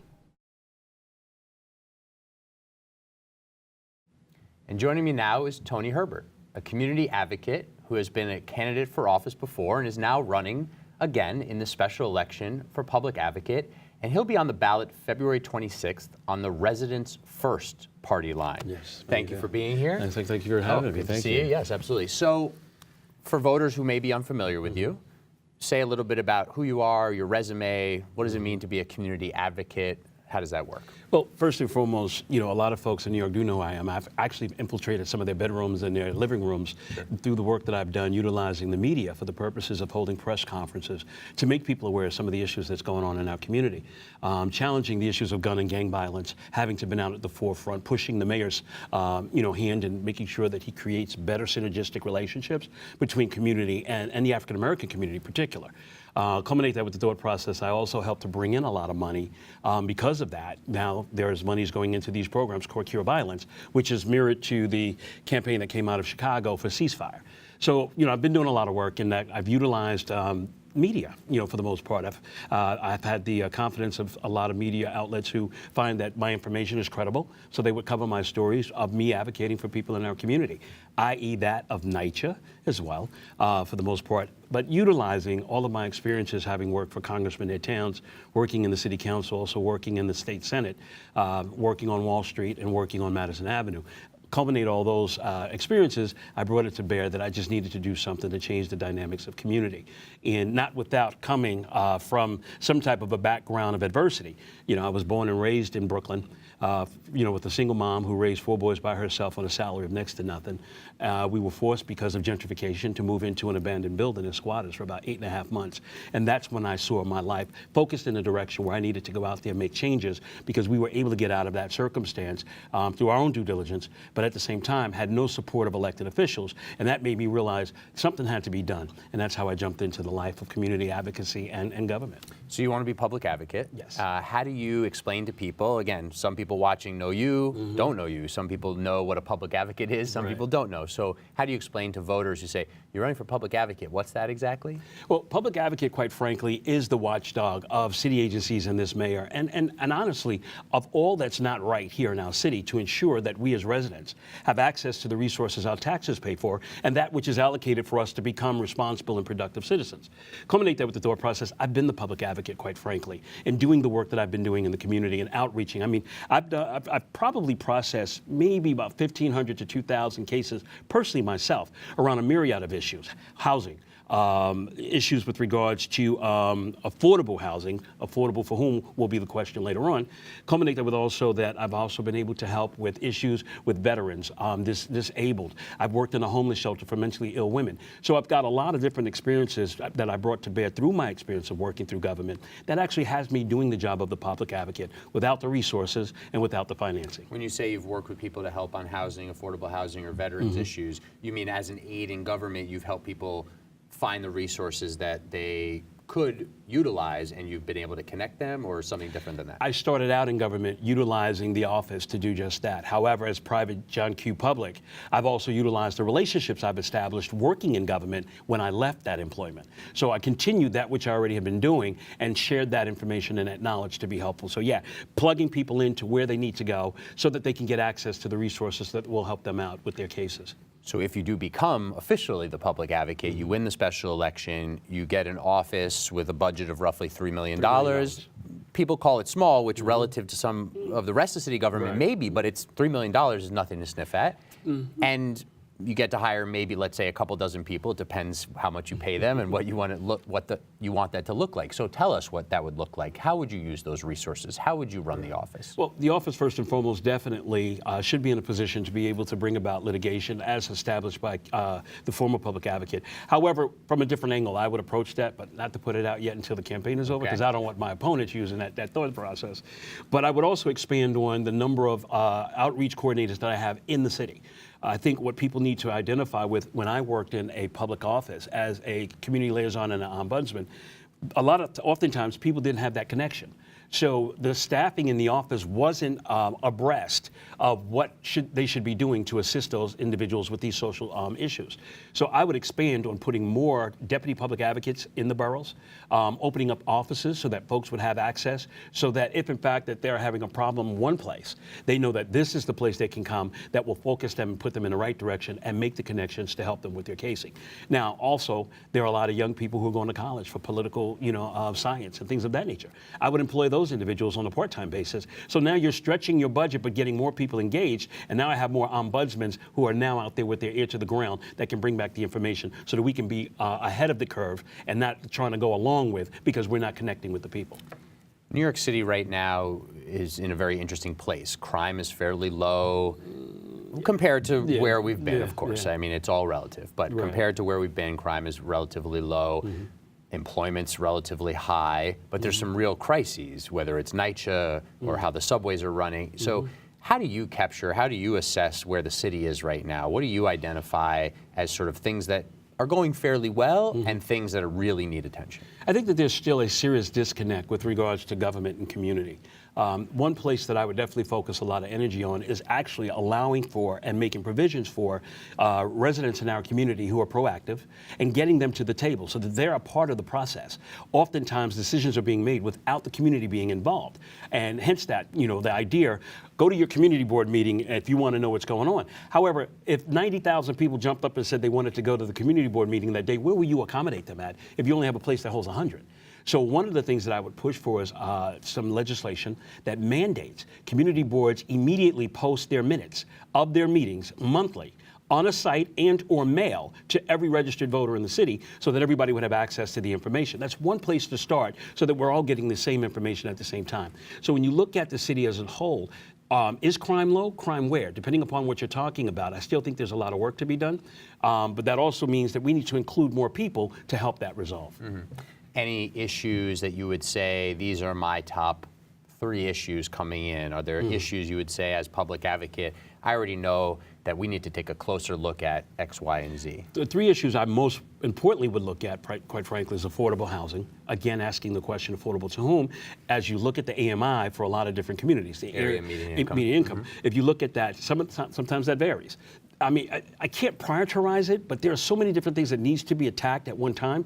And fortunately, I will staff the office accordingly because of the experiences and be able to go after everything in one flush. However, if you look at affordable housing, particularly the issues in NYCHA, I've been a staunch advocate for NYCHA for the last 10 years before everybody now just realized NYCHA exists. And people often, you didn't do this, but people often separate affordable housing and NYCHA when it really should be part of the same conversation. I want to say, because you have a lot of apartments that are not back on the rent rolls. And as long as they keep them off the rent rolls, we can't get the homeless population off our streets and or out of the shelters. 60,000 people are homeless. That's high. 23,000 to 24,000 of which are children. So we have to identify that issue and make sure that we talk about what's really affordable when we have a mayor that's selling off our properties and saying this is the best thing for you, when actuality it isn't, if in fact that those monies that's coming from supposedly these rentals is not going back in to fix the problem that we're discussing today.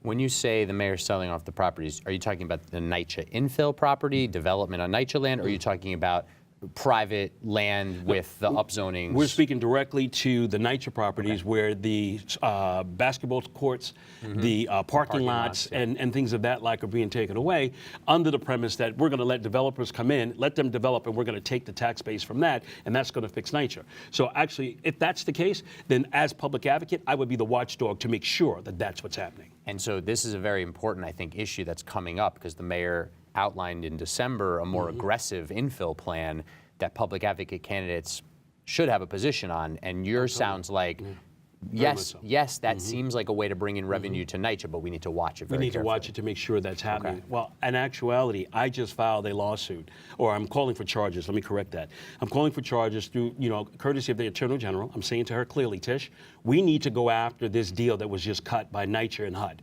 This seems to be another land grab on behalf of the developers. Remember, Donald Trump is a developer.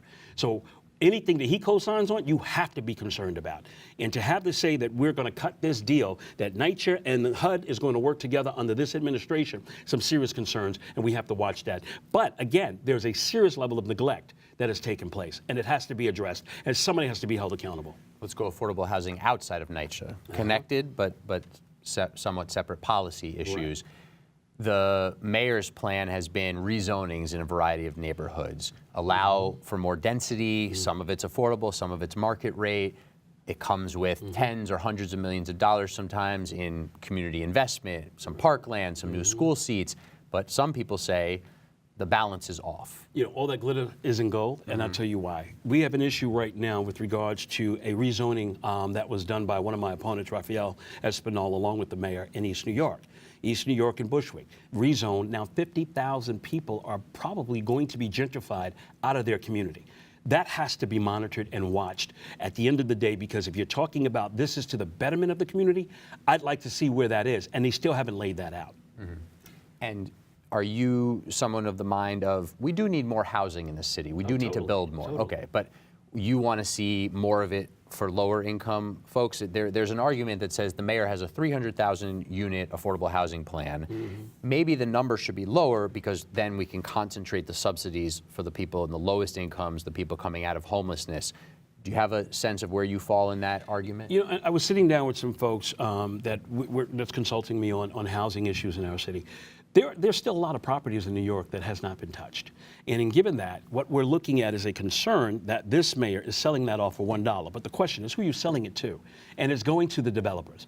As a watchdog, there would have to be a moratorium with regards to the abilities that this mayor has to offer that up. I would push the city council to put a block on some of that. And you want to see that go to the affordable housing developers and not but to folks that for-profit. are really in need of affordable housing. Affordable for whom is the question.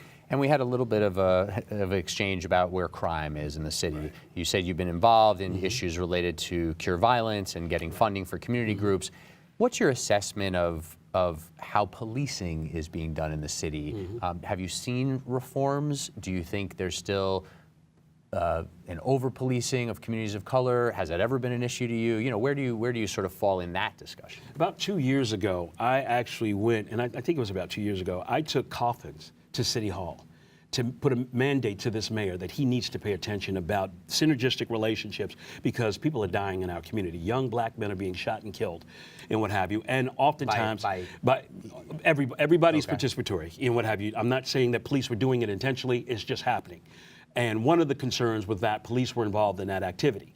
So with that being said, I had always been the bridge developer with regards to those relationships and building the bridges for us to have those interactions. So yes, I think that the police department is doing a fantastic job in their outreach.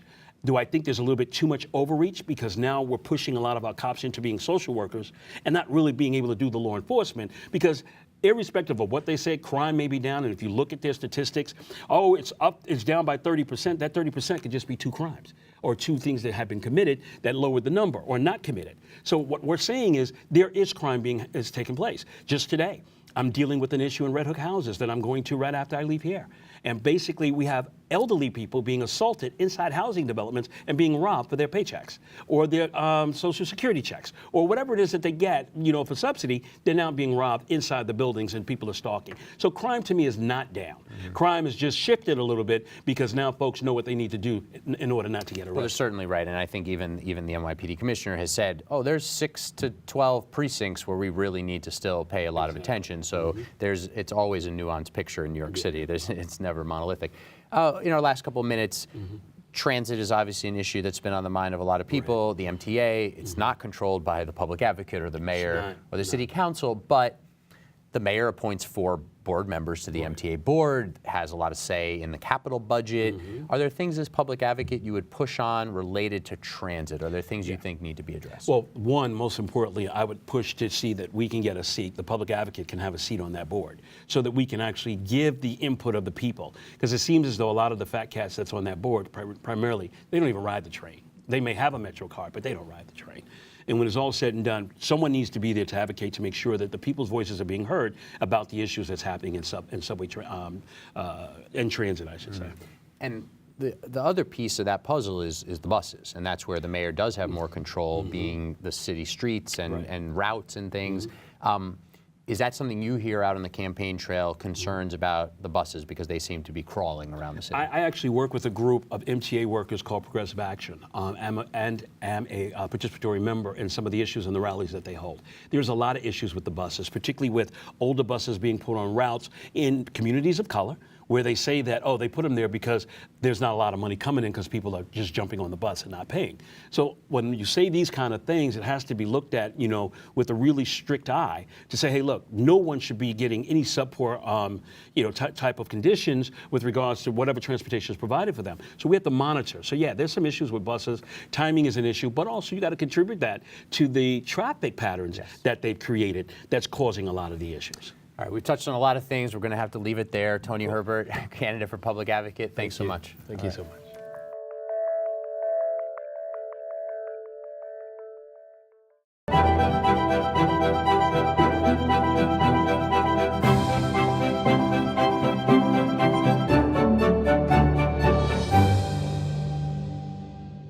My name is Manny Alicandro, and I want to be your public advocate. I was born and raised in an Italian immigrant household in Kensington, Brooklyn. My mother was a New York City school crossing guard, and my grandfather worked in a factory shoveling powder into a churner to make toothpaste. Coming from a modest background, I truly understand the needs of all New Yorkers. My professional and educational experience make me uniquely qualified to be your public advocate. I am a financial law expert with experience in compliance, regulation, and governance. I received my undergraduate degree from New York University, my Master of Science degree from Pace University, my law degree from New York Law School, and an MBA from the Sloan School of Management at MIT. I am a member of the New York State Bar. I am running because I am fed up with the dysfunction of City Hall. Unlike the other candidates, I am not an elected official. As an outsider, I will fight for all New Yorkers and be the true independent ombudsman holding Mayor de Blasio and the City Council accountable. And joining me now is Manny Alicandro, running under the Better Leaders party line for public advocate. He's an attorney and recently sought the Republican nomination for state attorney general. Thanks for being here. Thank you for having me. So, before we get into your pitch for your public advocate campaign, a little bit about your background, your resume, your accomplishments. What do you want to share with voters? Sure, absolutely. I ran for New York State Attorney General last year. And a lot of the same reasons why I'm running now, I ran last year in terms of just being fed up with what's going on in Albany, and I'm fed up with what's going on in New York City. I'm an attorney. I practice in capital markets, regulation, and compliance. My whole career worked around Wall Street, so I really have a good grasp of checks and balances and controls. And I think that lends a great aspect to being the public advocate. And so, does it make sense to you that we should have someone in the public advocate's office who does come from the opposing political party of the mayor? And at this point, based on the last couple mayoral elections, it doesn't look like Republicans have a great shot of picking off that big seat. But public advocate, wide open field, is that part of your pitch? Absolutely. I think we do need checks and balances, and New York clearly is, New York City and state, unfortunately, is a one-party system. And I feel that everybody who's running respectfully will just be a rubber stamp to the mayor because they have relationships and they've had long-standing relationships. So I'm struggling with people who particularly are in the city council who've never stood up to the mayor, who now claim during the forums that I've been involved in, they are going to, when they raise their hand to be sworn as public advocate, they will stop the mayor. I find it hard to believe. And who are you trying to appeal to in this race? I mean, are there some people when they hear, okay, he's a registered Republican, maybe some Republicans in the city will vote for him, but there's also moderate Democrats. And do you have a pitch even to folks who are more on the progressive end, or is your path to victory more, I got to get Republicans to come out and vote for me, and then I have a shot in this race? Sure. I'm really pitching to New York City writ large, right? I am looking for people who are just fed up with the dysfunction.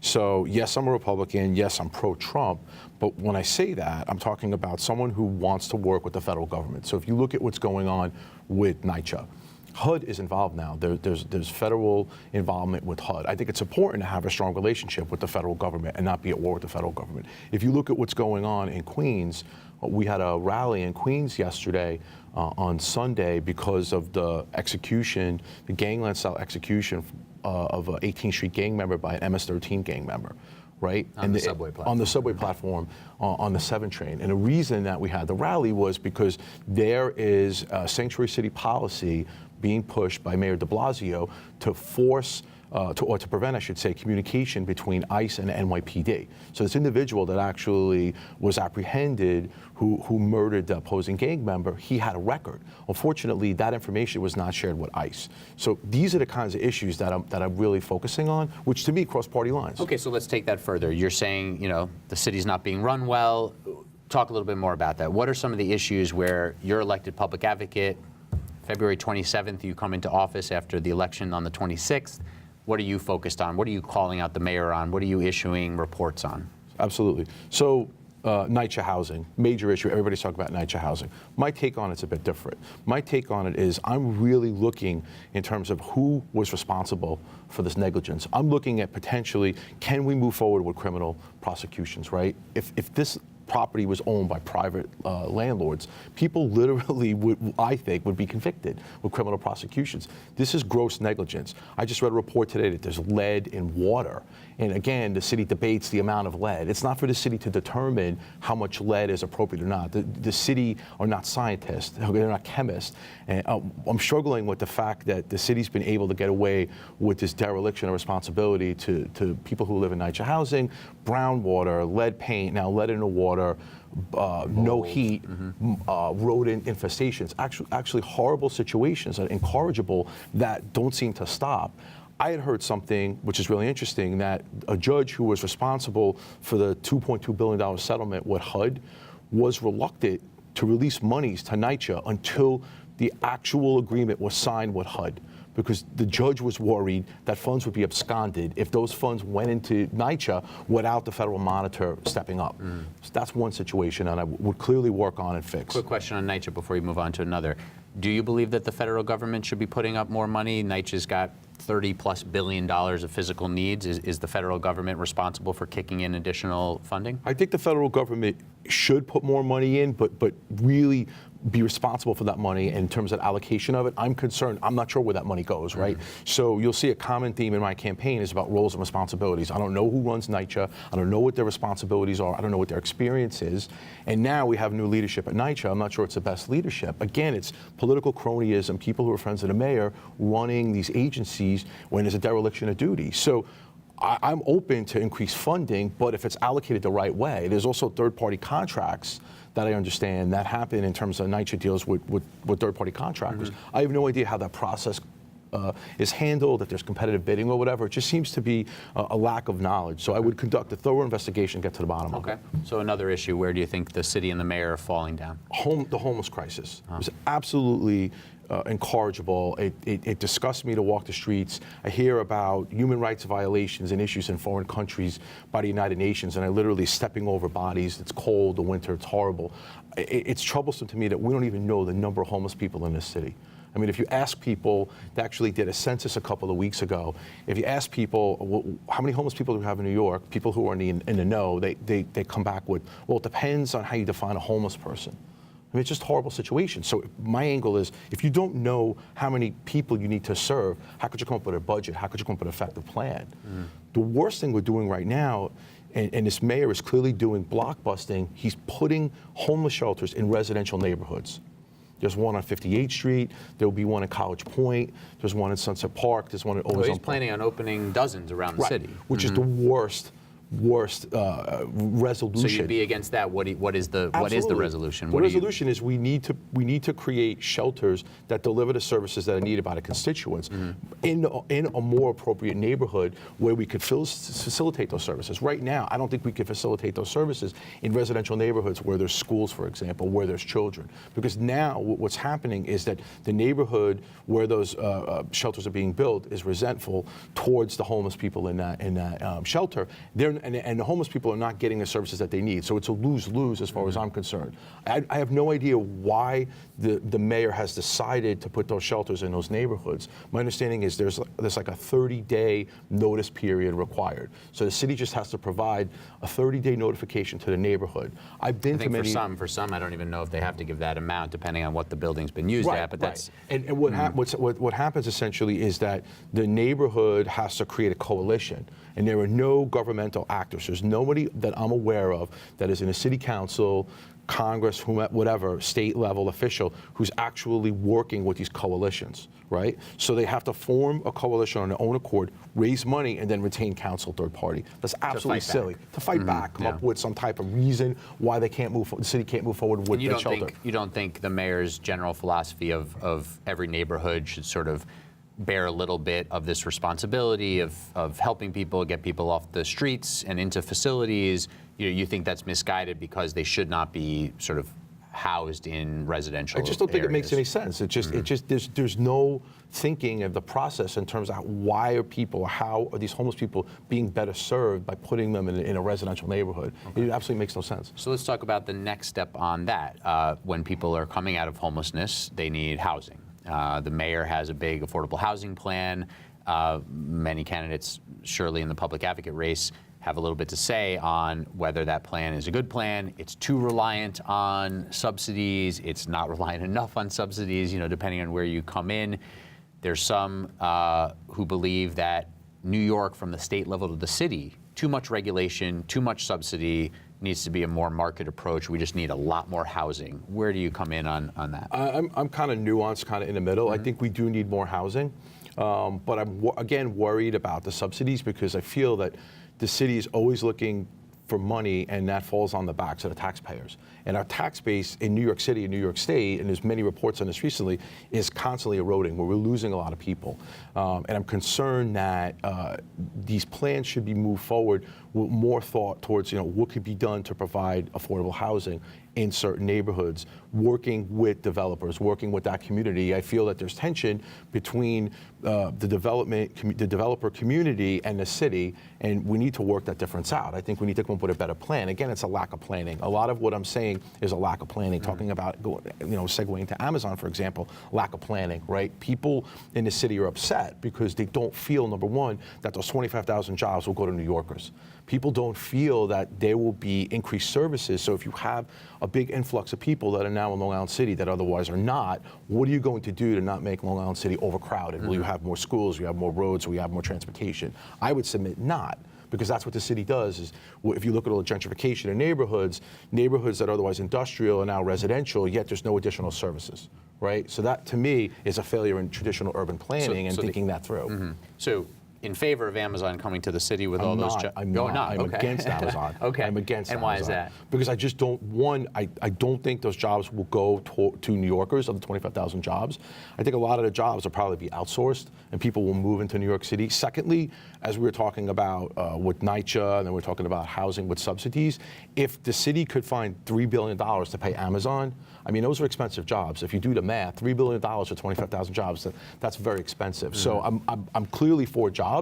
I'm clearly pro-job, and I would want to do what we could do in the economy in New York City to create more jobs. But I don't think we need to bail out the richest guy in the world. I just think it's kind of narrow-minded. I think maybe it'd be better suited if it went into a different place up in New York State, maybe Buffalo or someplace up northwest. If Amazon's willing to go. If Amazon's willing to go, right. yeah. And so one of the other biggest issues, and you just touched on it a little bit, that people are talking about, of course, a lot, is transit. The MTA has had many issues really become acute over the last few years. We've seen the governor declare a state of emergency. We've seen extra money. The new MTA, New York City Transit president, Andy Byford, comes in with a plan that needs to be funded. Are there things as public advocate you would say, here's what I'm going to do on transit, or at least what I'm going to try to hold people's feet to the fire on? Great question. I'm struggling with the MTA every day, as we all are, and I'm concerned about congestion pricing, right? So what I'm concerned about is the fact that people in the city have learned to survive, and when you come to New York, and people who either grew up here or moved to New York from someplace else, it's a survival game, okay? And certain people are not comfortable taking the subway, and that's their choice. And if they want to take Uber, Lyft, whatever, via, that's their prerogative and their choice. I don't think we should punish those people with congestion pricing. What'll happen? Well, that money will be flushed into the MTA, potentially $1 million a day. Do we know what the bottom line of the MTA is? Again, similar themes, MTA, NYCHA, homelessness in terms of Division of Homeless Services. Who's running these agencies? What are their roles and responsibilities? How do we hold these people accountable? I feel like the MTA is just a cesspool, and it's a disaster. We'll never get to the bottom of it unless and until we have someone like me become public advocate and get a seat at the table. I want to see budgets. I want to know why we're wasting money.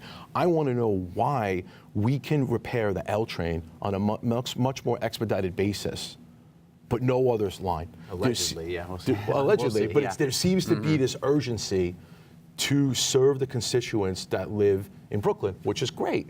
But I would love to see the same kind of expediency to people who live in Washington Heights, the people who take the 7 train in Flushing. And those trains are very delayed, they're very slow, they're very overcrowded. So I have a big problem with bailing out the MTA. Let me come back to congestion pricing for a second. It depends who you are. Some people say the revenue is really what we need. Others say we got to do something about the traffic and the congestion, and congestion pricing not only gets you revenue, yes, people are very concerned about, is that money just going into the black hole of the MTA? But what about the congestion issue? Do you not see some validity there? We have to figure out ways to reduce the number of cars coming into the central Manhattan business. I agree, but the trade-off is we have to understand why there's so many cars. There's so many cars because people don't want to use mass transportation.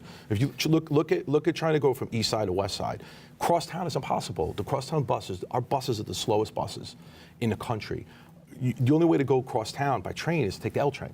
There's no other way to go across town. So you either walk or you take a taxi. And if you look at the city too with taxis, I mean, by having more cars on the street in terms of Uber, I mean, what happened to New York City taxis right now? I mean, how's the city doing anything? There's a bunch of people who drive taxis who are really good people and need to earn a living, and now they're being squeezed out too. So that's even troublesome too to me, the way that the city is allowing Uber and Lyft and Via to move forward at the expense of taxi drivers. So in our final minute here, you and Eric Ulrich, a city council member from Queens, are the only 2 registered Republicans in this race, and it's not a party race. We said already that everybody has their own ballot line, but to have a path to victory, one of you needs to try to pull as many of the Republican voters as possible from the race. So how do you differentiate yourself from Councilmember Ulrich? So I know Eric very well. He's a very good guy. He's a very good councilman. I have a different point of view. So I'm more traditionalist Republican. As I mentioned earlier, I'm pro-Trump. I support the president, and he's gone on record that he is not, and he does not. So I have a clear line of demarcation there in terms of I'm someone that would identify more with the Republican and the Conservative Party, where to me he is really has different values and kind of a different point of view. So people who are looking in New York City to vote for someone who is more traditionalist Republican, I mean, they should vote for me. I mean, and that's really why I'm in a race, is because people came to me and said, "We really need you to jump into the race." Now, you look at the race to represent that perspective, to represent that pocket, and there's a decent pocket. So if you look at the race, there's so many of us running that I just need a clear lane, and I think I have that lane. And if you look at the fact that Trump got like 30% in 2016 in New York, well, that's not much in a one-on-one. But if that's split among so many candidates, there's a clear lane for me. There's a lot of pockets in New York City that are very supportive of Trump. Sure. I met a lot of people, particularly in the Russian-speaking communities in Brooklyn, when I got my signatures to get on the ballot, that were very supportive of my candidacy. And they're very passionate about the president. And lastly, to the very sizable portion of the New York electorate who's anti-Trump, right, what is your outgoing message to them in terms of giving you a shot, or do you think you probably don't have any chance with those folks? No, I think I do. I mean, I really want to affect change. I'm running because I really love the city. I grew up here. I grew up in Brooklyn, and I really want to affect change. I don't think the one-party system, as you mentioned earlier, is correct. I think we need someone who won't be a rubber stamp to the mayor. Someone will stand up to the mayor. Again, we need checks and balances, and I think I have the background, the education experience to do that. And I think at the end of the day, yes, I'm Republican and I'm pro-Trump. At the end of the day, that's not only me. You can't identify me just as that. I'm someone who's very detail-oriented. I'm a fighter. I'm an attorney, and I'm passionate. And I'm passionate about really fighting for New Yorkers. And I feel that when I go out there and meet people, a lot of voices are not being listened to and not being heard. So we could continue down that road for a while, but we're out of time. Manny Alicandro, thanks very much for being here. Thanks so much. Appreciate it. Thank you.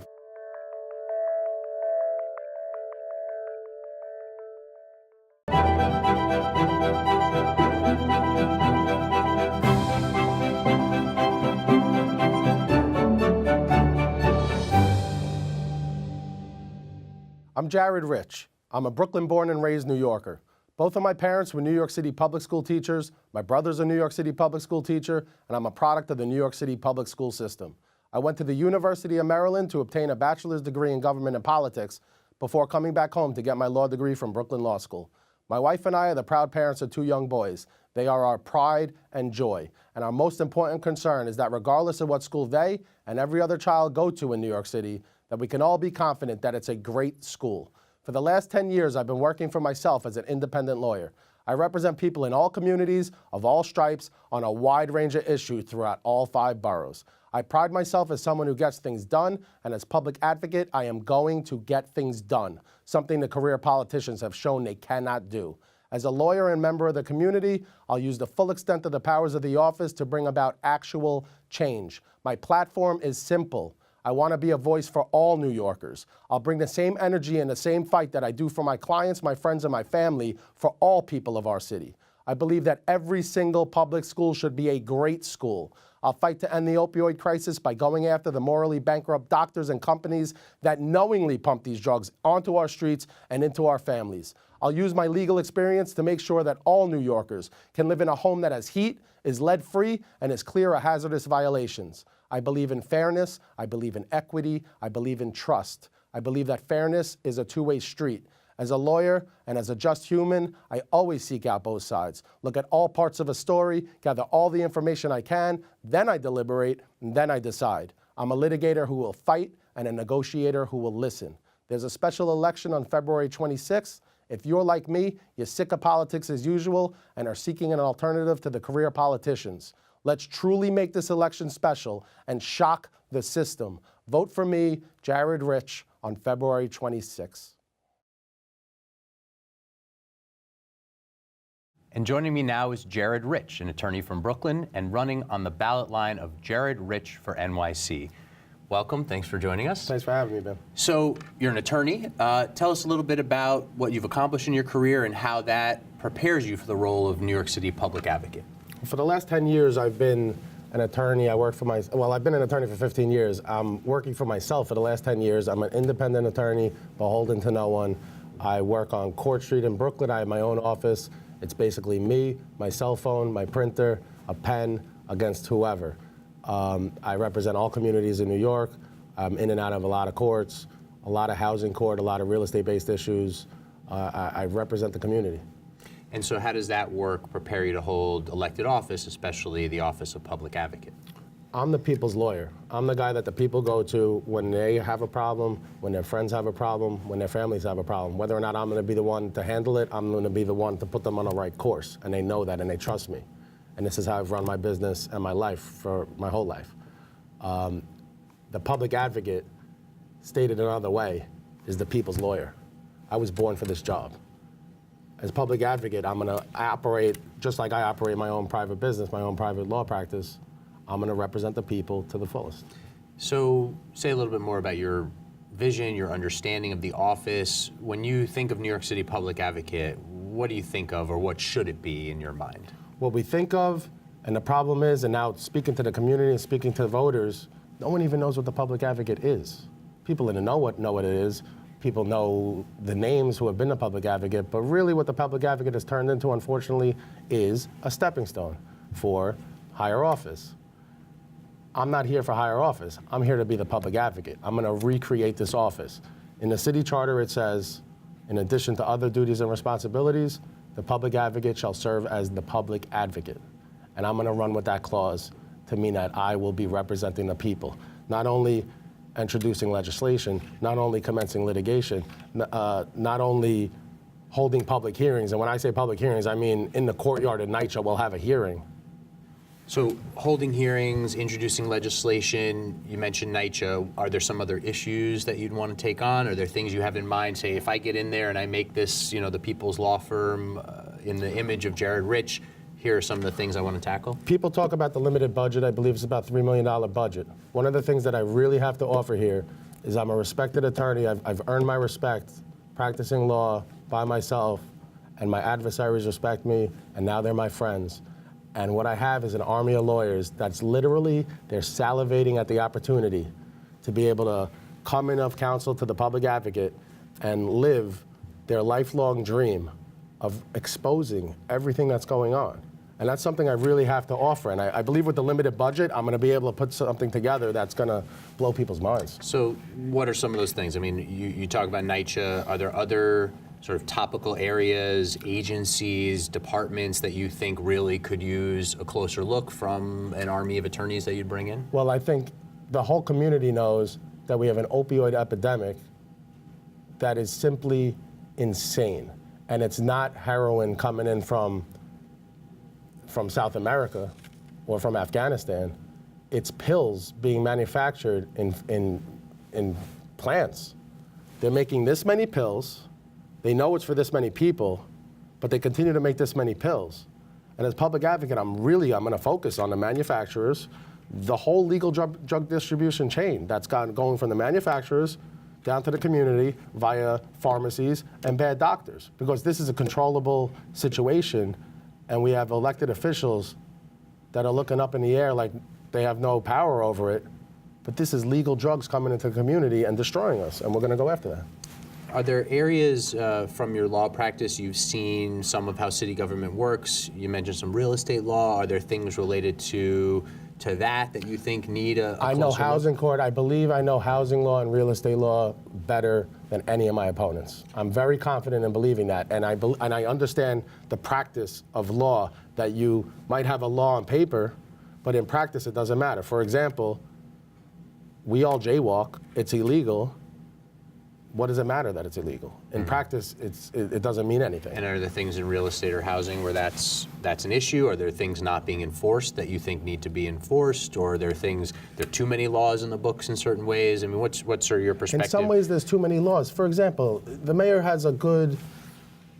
put a lot of money into having tenants in housing court have lawyers. A lot of money is funding legal aid, which is great, but in practice what's happening is it's a logjam and nothing's happening in housing court because there's too much now activity and not enough judges. And I want to expose that and make sure that the housing court particularly has more resources, has more judges, has more courtrooms. You go to Brooklyn Housing Court, people don't even know. The whole building, it's rented.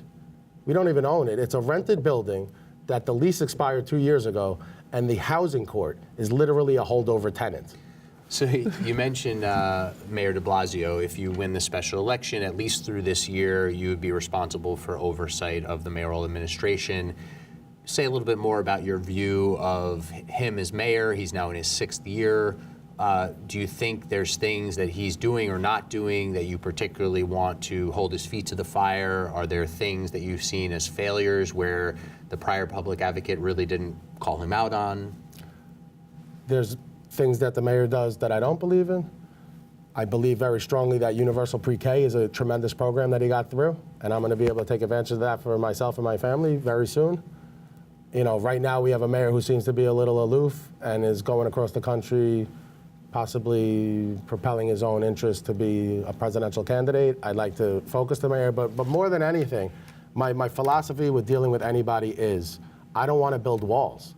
I want to build bridges. I want to work with people and get things done. So I don't want to point fingers all day long. I want to point out the common ground that we have and push forward to get things done. So you mentioned that you run your own law practice and it's just you. Yep. Even some folks say the public advocate is not that strong, not that powerful, but it is a $3 million budget. roughly a couple dozen employees that you can have for that type of budget, depending on what you pay people, obviously. Is that something you're prepared to do? Are you ready for that jump in management and responsibility? Do you feel like you'd be ready to take over a budget of that size? Absolutely.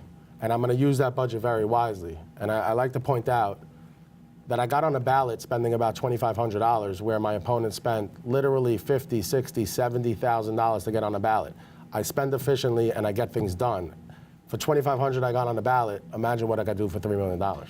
And you mentioned hiring a group of lawyers. Anything else you'd have in mind in terms of ways that you would manage the office? Are there certain areas of expertise that you need to bring in? Are there certain positions that you'd want to fill? Well, one thing that the city charter also says is the public advocate can appoint 2 other public advocates, basically deputy public advocates, to act in the public advocate's place. And I intend to immediately appoint 1 deputy who leans politically to the left of me, 1 deputy who leans politically to the right of me, because I believe in listening to everybody on all sides and coming to a decision based on all information. And every single day, my office will be in 3 boroughs, every single day. You say 1 deputy to your left, 1 deputy to your right. Well, where are you? How do you describe your politics then? If you're saying you'd be sort of in the middle of these 2 deputies, that could be anywhere. Where are you? I'm a registered Democrat. I like to think of myself as a centrist, and more than that, I like to think of myself as a fair-minded human being. I believe that fairness is a 2-way street, and I believe we have to listen to everybody. I don't believe anybody has all the answers. I don't believe one side has all the answers. And politically right now, the sides are so in opposition that I really want to help rein it in, that there is this common ground. Let's talk about a couple more issues that are facing the city. Let's come back to NYCHA actually for a second. Obviously, it's been a very important and troubling issue that's been facing the city. Do you have a perspective on what needs to be done at NYCHA? Do you think that where the mayor is now, he's recently announced a NYCHA 2.0 program, which the crux of that has a lot of private development coming in on underused NYCHA land. What do you think about that? Is it something, as public advocate, you try to push the city in a different direction? I think that NYCHA is one of the things that the whole community, all of New York, needs to point at their elected officials and say what was going on. My father grew up in the Marble Hill projects in the Bronx. The projects were great. It was veterans projects, it was a good lifestyle, and he has only good memories of that. And you fast forward now 60, 70 years, and it's a disaster, and it didn't just fall apart overnight. All the boilers didn't. Decades, all the boilers didn't just stop working this winter. So what is going on? Every city, every private building is able to provide heat, and we could deal with these things. And New York City has the capability to enforce landlords providing for their tenants essential services. But yet, an entire segment that was under New York City's watch was just forgotten about. Now, there was money in this, so where did the money go? That's the real question. So you think it needs some more investigation in terms of how it's been managed or mismanaged, as the case may be? It's going to help weed out the bad folks. A couple other issues. Transit, obviously, is an important part of city life. That we've also seen some crises, but that's not as simple as, even though NYCHA is an authority that the mayor has a lot of control over, the MTA is another authority, but the governor has more control over that than the mayor. Right. Are there things, though, transit-related, not just the subways, that as public advocate you'd look into, you'd push for? Are there policies you think the city and state should pursue? Yeah, I believe there was actually a monumental failure in government locally a few years back. There's the introduction of bike lanes, which are great, and we need to have bike lanes, but they put in these bike lanes, and they didn't tell anyone what to do. And really, when you have bike lanes, it's a whole new way of thinking. You have to, as a driver, you have to look differently. As a pedestrian, you have to think differently. And they just put them in and let everybody start crashing into each other or almost crashing into each other. And what that did was create hate and create division. Instead of us sharing our streets, which we can do through information, they put us in a position to not like each other. So what do you do as public advocate? You try to get more information out there? You try to hold more As public advocate for that issue, it would have to be education, education, education. Mm-hmm. Nobody's telling it. It used to be look both ways before you cross the street, but it's a little different now. You have to look differently. You have to be considering that there's different vehicles on the road. It's different. It sounds different, and it's a different way of thinking. Are you of the mind that it's important for the city to get more people out of their cars? Are you, do you believe in congestion pricing and a push to speed up the buses and some of these types of things, or where do you, where would you be sort of focusing any energy that you would have on the transit issue? I believe in congestion pricing to the extent that it's part of a congestion plan. Right now, the estimates that I've seen, and it's interesting, you read about congestion pricing, nobody actually talks about reducing congestion. They just talk about how much money it's going to raise. When you ask about how much it's going to reduce congestion, the current estimates are somewhere like 10%. A 60-minute drive turns into 60-minute drive turning into 54 minutes is not exactly reducing congestion. I'd like to see a congestion plan that involves not only congestion pricing, which should, frankly, exempt outer borough New Yorkers or any New Yorker who could prove that they really need to get to work using their car and make under, let's say, $125,000 a year. If you could prove that, you're exempt. There should be a tax and tourist tax. The mayor has talked a little bit about some exemptions, not exactly those same ones, but that he'd like to see some of that. Another big topic, education. You've started to see some of this, as you mentioned, with your own young kids. You'll be taking advantage of pre-K, but as public advocate, certainly Letitia James, and before her, Bill de Blasio, had some focus on education. It's obviously an issue that impacts many, many New Yorkers, whether they have children in schools or their teachers or administrators, or just watching the city budget. Any thoughts on things that you would focus in on in education?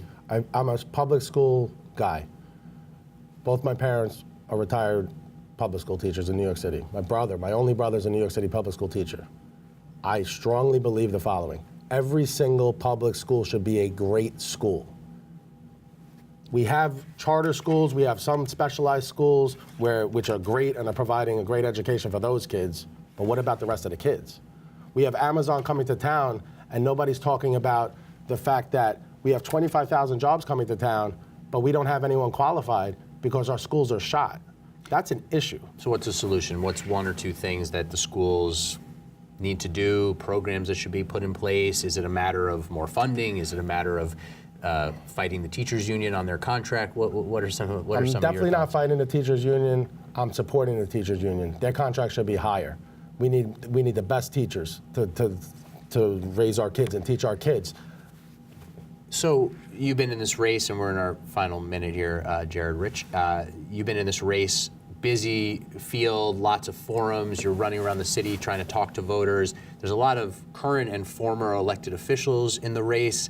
How do you separate yourself to voters from the folks that have been in government who say they have the experience and this is the next right step for them? What differentiates you from them? Because I am the voter. I am the real guy that they've been looking for. And they know that the elected officials who are my opponents, they've had their chance. And look what's going on. Nitro's falling apart on their watch. The subway stopped on their watch. It's time for new blood.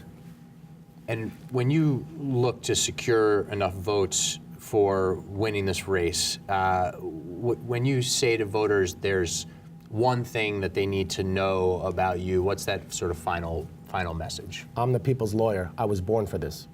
All right, well, we'll leave it there. Jared Rich, thank you very much for taking the time. Ben, thanks for having me. All right, good luck. Thank you for watching. Please remember to vote. The special election will be held on Tuesday, February 26th. For more information on all the candidates, locating your poll site, and more, you can visit us at gothamgazette.com, the League of Women Voters website at lwvny.org, or racetorepresent.com. Thank you for watching. Goodbye.